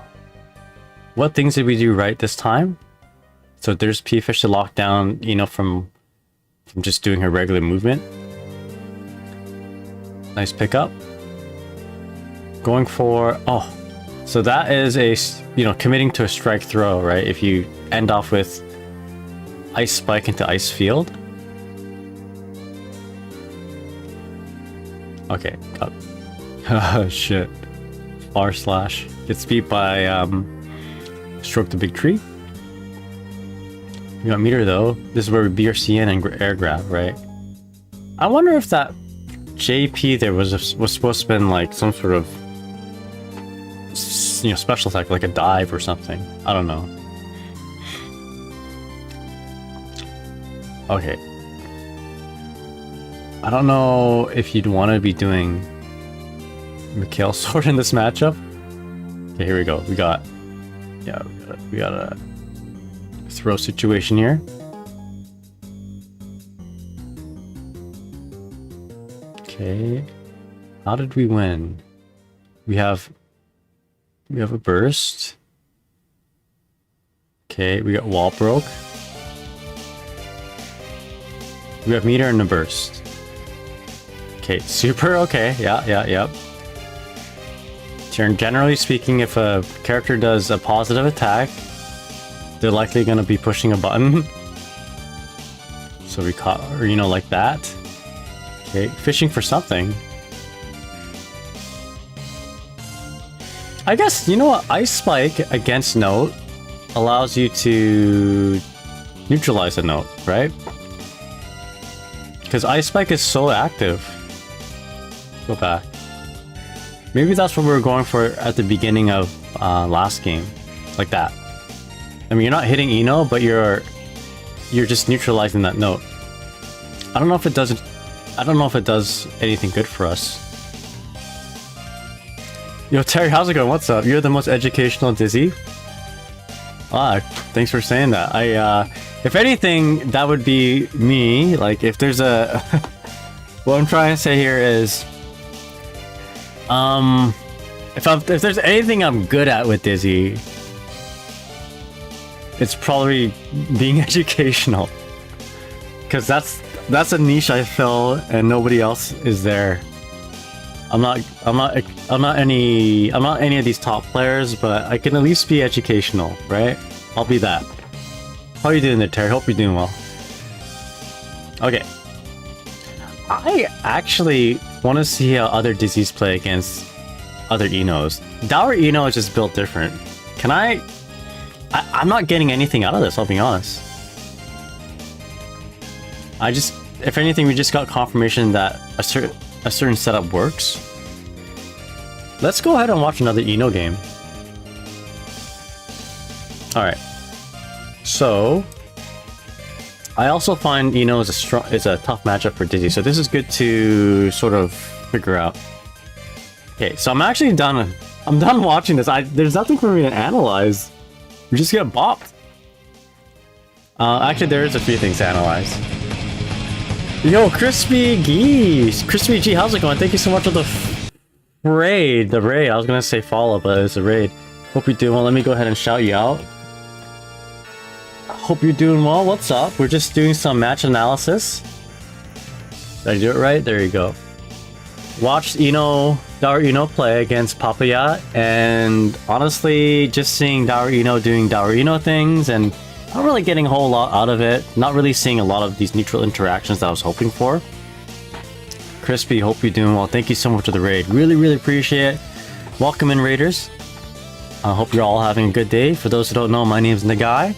You're guilty, you're old man, you're guilty, OG-san. I primarily play Dizzy, although I have played other characters in the past, such as Testament, Bridget, Ramlethal, basically all the DLC characters, but we're hard committing to Dizzy because she is the queen. And yeah, I hope you're all doing well. Again, once again, welcome. And how was your stream there, Crispy? Young Struggle sent me your way. Young Struggle, that is a friend, a longtime friend. If I'm thinking the same person, welcome. How's stream been? Stream's been pretty good so far. This is my second stream of the day, and feeling pretty good. I watched the Blue Jays play earlier today. So it was a stream, then went out to the sports bar, watched the Blue Jays play, and then I'm like, let's stream again. And right now we're just doing match analysis for my character against other characters that are problematic, including right now, Ino. So we're gonna check out the best players who play my character. And we checked out Papaya. We checked out a little bit of Peluna. Let's go ahead and see more Peluna matches, actually. I want to see Peluna play against a solid Ino player. See what they do. But yeah. At some point, I may not play games today, actually. I may not actually play any games. We're just doing some analysis. I want to play Resident Evil 2, like the original Resident Evil 2 on PlayStation 1. I bought it on my PC, and maybe we'll play it tonight or maybe tomorrow. We'll see how I feel. But yeah, what were you up to? What were you playing there, Crispy G? Let's see. Dizzy versus Ino. I find Peluna very educational, and if I have any questions, Peluna usually is able to answer them. So we only have one match, actually. Let's go ahead and watch that. So this is Peluna versus Ino that is at my level, basically. My first Pokemon? Nuzlocke? Is Nuzlocke a Pokemon? Style? Yeah, Resident Evil 2 Remake. I kind of want to play that too, but I've already played it. Not on stream though. I played it off stream. But maybe what I'll do is I'll play like the original Resident Evil 2, then the remake, and then any other Claire Redfield games, because that's my favorite Resident Evil character. Alright, here we go. Oh, okay. Pokemon Challenge. If Pokemon faint, it's permadeath IRL. You know, animal battling. If they die, they die. That's exciting. That's like Diablo 2 hardcore mode. Okay, so let's take a look at this. I like to watch these videos at full screen because we can rewatch my stream and then rewind and stuff, because this replay theater is not very good at rewinding. Alright, here we go. If they die, they die. It's Rocky 4 of Pokemon. If he dies, he dies. Alright, here we go. Peluna, best Dizzy in the world versus an Ino of my level. So how do we handle Inos of my level? You know, 1400. Okay, so let's pay it. Like, I guess the most important thing isn't so much the setups. Oh, we're seeing the same combo. We saw this earlier. Not so much the combos, but rather the neutral, I think. I think that's most important.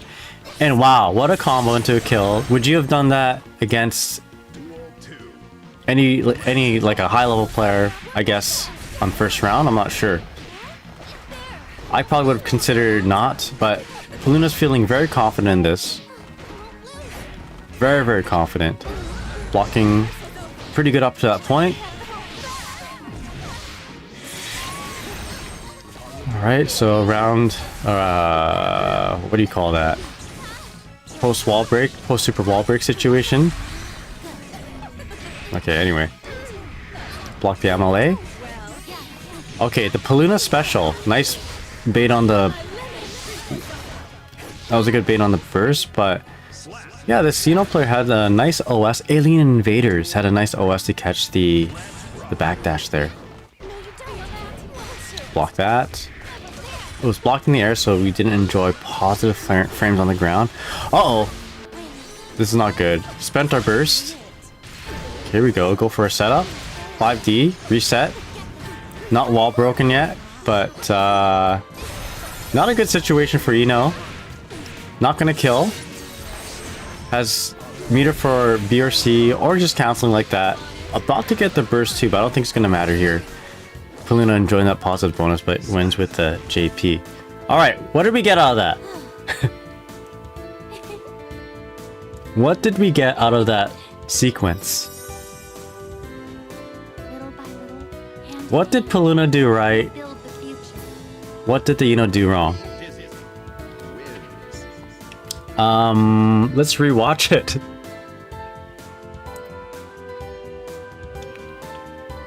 Alright, let's take a look.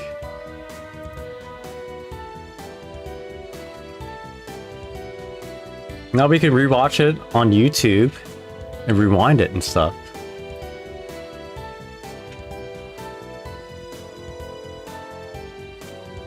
Starting from here. Alright, so first of all, let's pay attention. What does Peluna do round start against Ino? Like, if you are a fresh Ino player, or if you're playing freshly against the Ino player that you don't know a whole lot about, what is the go-to round start option? Let's take a look here. Walk back and wait. I like that, because if Ino did like round start close slash, sorry, round start crouching slash, or 5H, I guess. If you walk back a little bit, you're gonna see it, it's gonna whiff, and then you can whiff punish. Okay, catches her with the ice spike. I think Ino players for the most part recognize, I don't know why it stopped here. I think they recognize that as long as they get in on the dizzy, it's really tough for the dizzy to deal with. Oh, weird. My video just froze right there. Okay, whatever. That's not supposed to happen. Anyway, we get a hit into a big combo and it kills. Now, don't know what happened here. It just froze. Okay, so just a hypothetical situation. I mean, we have the capacity to kill with all of our resources with that burst, but by spending all the burst at this point, we're going to be leaving ourselves with no burst in the next round, which may not be the, like, I wouldn't say it's not the right answer, but it's like, if we can kill without spending our burst, that would have been better, right? We go into the next round with the burst, but I don't know. This is pretty enticing to do. If you know you can kill, let's go. Okay, so all the more reason to do this combo. Again, we're entering the next round with no burst, and then our opponent has their burst replenished. So ideally, we don't want to be in this situation, although we did win that round. Let's back off a little bit. So this is a combo we saw from past Peluna match. Close slash, 2H, fully charged wall assault, fully charged dust, 5k into Icespike, and like we activated Wings of Light just before all this sequence. So like by the time we finish this sequence, Wings of Light is gonna activate, and then we can kill. So it's usually, this usually follows up, my video kind of screwed up, but this usually follows up like a sweep into Wings of Light into fish, and then you do like a cross up type of thing. So we saw it in the past, in the past footage that I was watching. Excuse me. So I guess the main focus in this case, what I'd be thinking of as a Dizzy player is, how can I play neutral long enough to get my burst back for the next round? And anything else is a positive, right? If I can get my opponent to use their burst in this round and I lose it, that's a positive. If I can win this round, that's a positive too, right? But for me, okay, there we go. For me, the objective is to, try to end the round with me with burst, which is what Peluna did, and my opponent without burst, if they're gonna win. That's like my secondary win condition here. So that's exactly what happened here. We have burst, our opponent doesn't. So if you get that chonky cross up again with Wings of Light, our burst is gonna come back at that point, and we can just kill. They have no burst, we have burst. Okay. The reuse of burst right there though. Okay, that's okay. You don't want Ino to start anything crazy. Fully charged 6H. Alright, that's it. Okay, so there's a situation there that's really interesting. Worth looking into. If you get your opponent to block a fully charged 6H and you summon P-Fish, what kind of situation do you get after? Like, how positive are you? How negative are you? And if you're negative on block, which you probably are, is this a bad situation? Looks like we counter it with a 2P though, so maybe we are positive? It's worth looking into.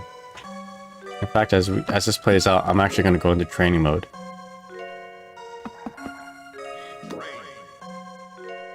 Alright, and then I think we just kill on a straight hit. Okay, good to know. Okay, let's look into that. Yeah, P-Fish seems really nice in this matchup in general. I agree. I do like it.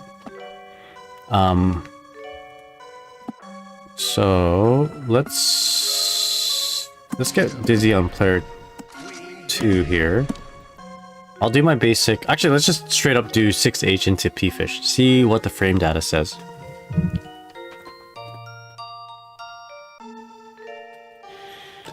Oh, excuse me.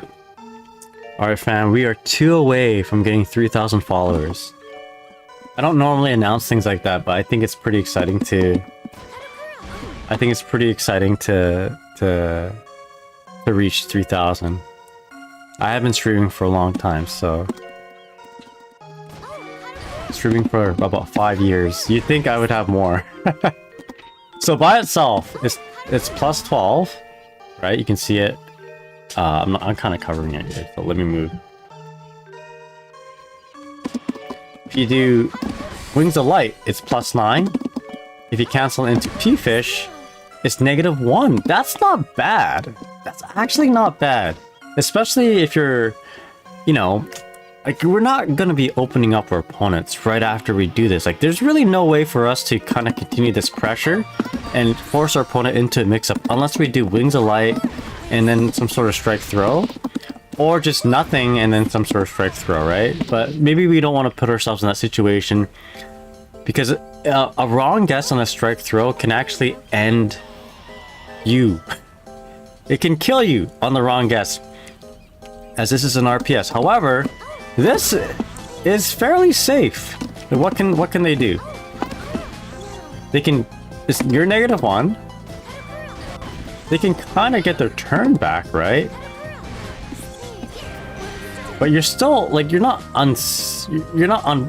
unpunishable, basically, right? Now, what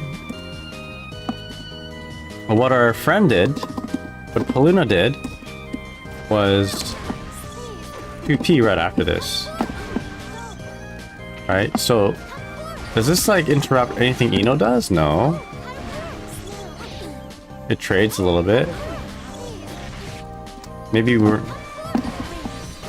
2k would have been more appropriate. I guess this might be matchup dependent. We're -1.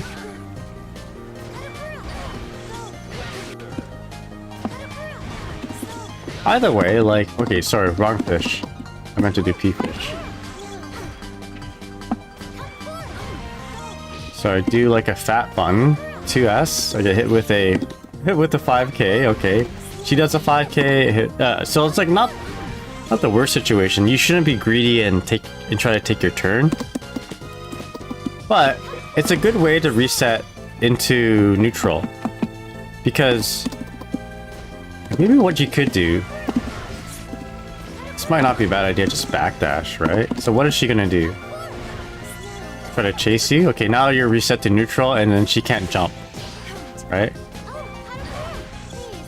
She can't dash in. She can't backdash herself, right? She tries to chase you? Okay. I guess what she could do is stroke. But this is a pretty greedy way to... A very greedy way of trying to get your turn back.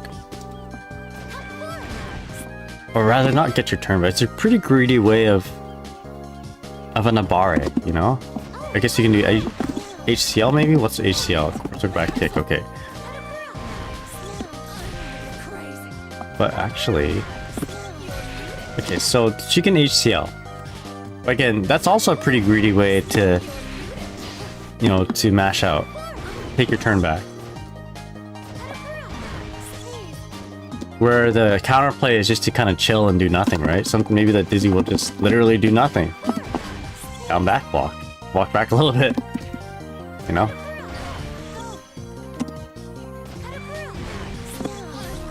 Which the fish will get you. Or which you block that and she can punish you because 2k2d will punish a stroke. So, not a bad thing. I actually think this is low-key very valuable against Ino. Or maybe just against a lot of characters in general. Resetting neutral safely into summoning P-fish. P-fish is really good. Have it out here, it does so much for you. Right?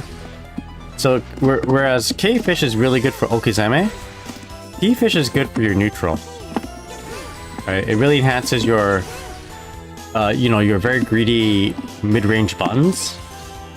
Right? If they decide they want to air dash, to call out your S. McHale sword, you got the P-fish there to cover you, for instance. Anyway. I'm tired. I think maybe I'll stop my stream from here. That should be a good. Excuse me. That should be a good place to stop. Oh. I don't think there's anything else I want to add to this video that I'm watching. Actually, there is. There's that one big combo. But we were doing it all in the beginning of the stream, so I don't think it's worth watching or worth trying to do again. We'll just work on it. Actually, you know what? It is worth trying out. So let's go back to this particular clip in this video. You know what, Gauss? Maybe I'll stick around for just a little bit longer. Give me one sec here. There's one thing that I want to highlight, in case you guys weren't here in the beginning of the stream. Which is this particular combo sequence. So, unfortunately, it got cut off by the stream. I don't know, the YouTube was just kind of janked out on that. Check this out. So, if I'm Dizzy and I successfully get this cross up,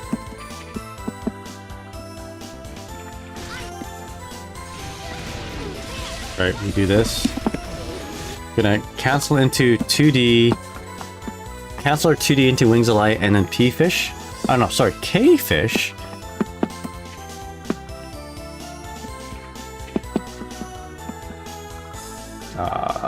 do this.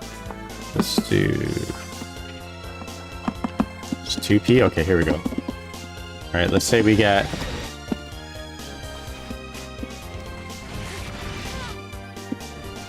this combo here. And then we get the cross up, right? Not from an air dash, but from a dash jump.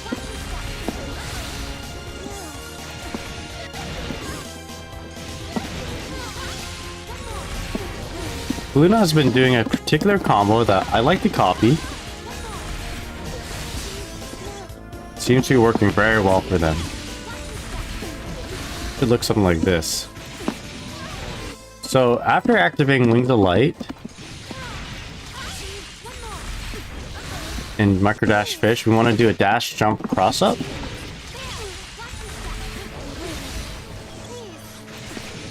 Alright, there we go. Don't do this combo again, although we can reset into grab into another mix. But we can try to just spend everything to do one sequence and just go into Wings of Light. Like, let me see if I can remember it.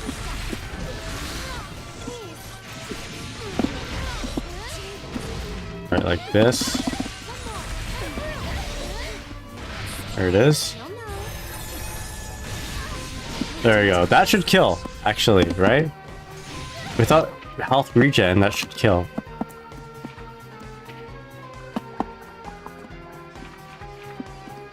Wait again. I'll hold back to block. Okay. Not a hard combo to do. Activate wings. There you go. And I had meter to spare. You don't need to have like 100% meter for that. How much meter does it need to kill? Good question. Let's actually start off with Full-on, how's it going? What's up? Let's start off with like 25% meter.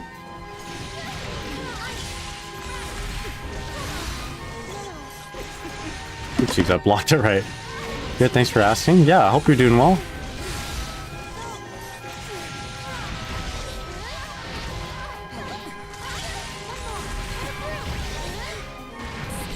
Alright. I think you don't need any meter.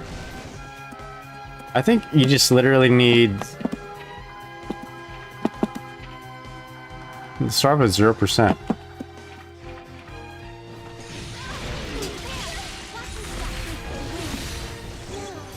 All you need is burst.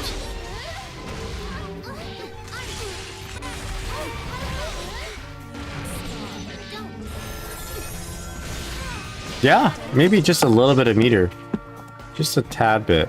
Maybe like 5%. You barely need tension, you just need burst. Yeah.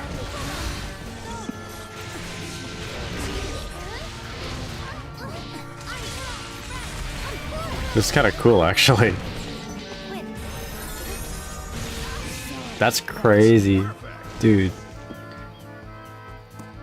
You just gotta make sure that your cross up doesn't wind up being the same side.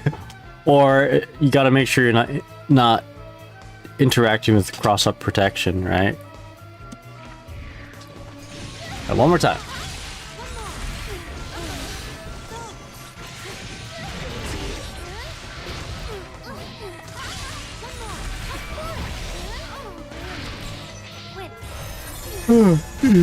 Yeah. You can probably kill with like a bigger button than close slash. And you can probably kill if you had 0% tension. And if you're closer to the wall, right? If you just activate wall stick and wall break. But yeah, that's a good spot to end. GG's everybody. Thanks for watching.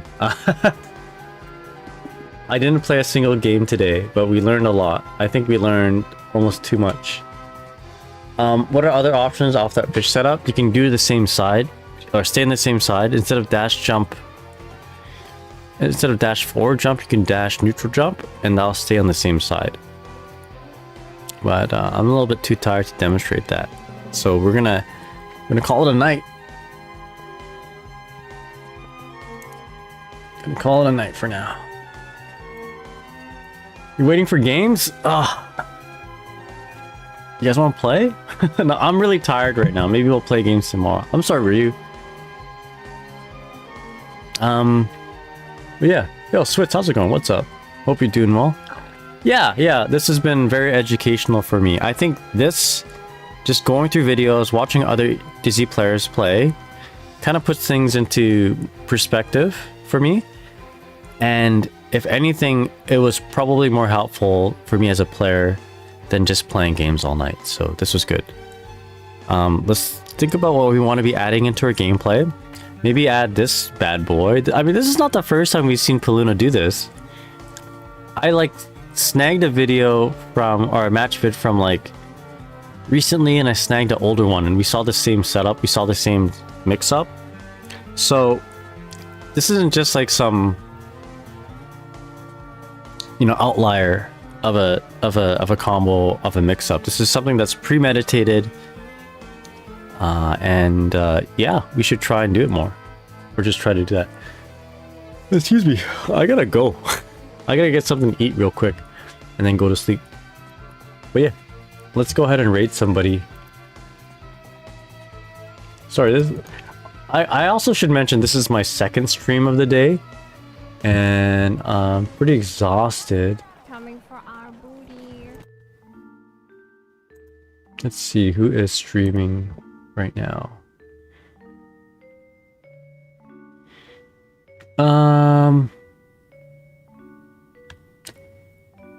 Is my boy Yamamoto streaming?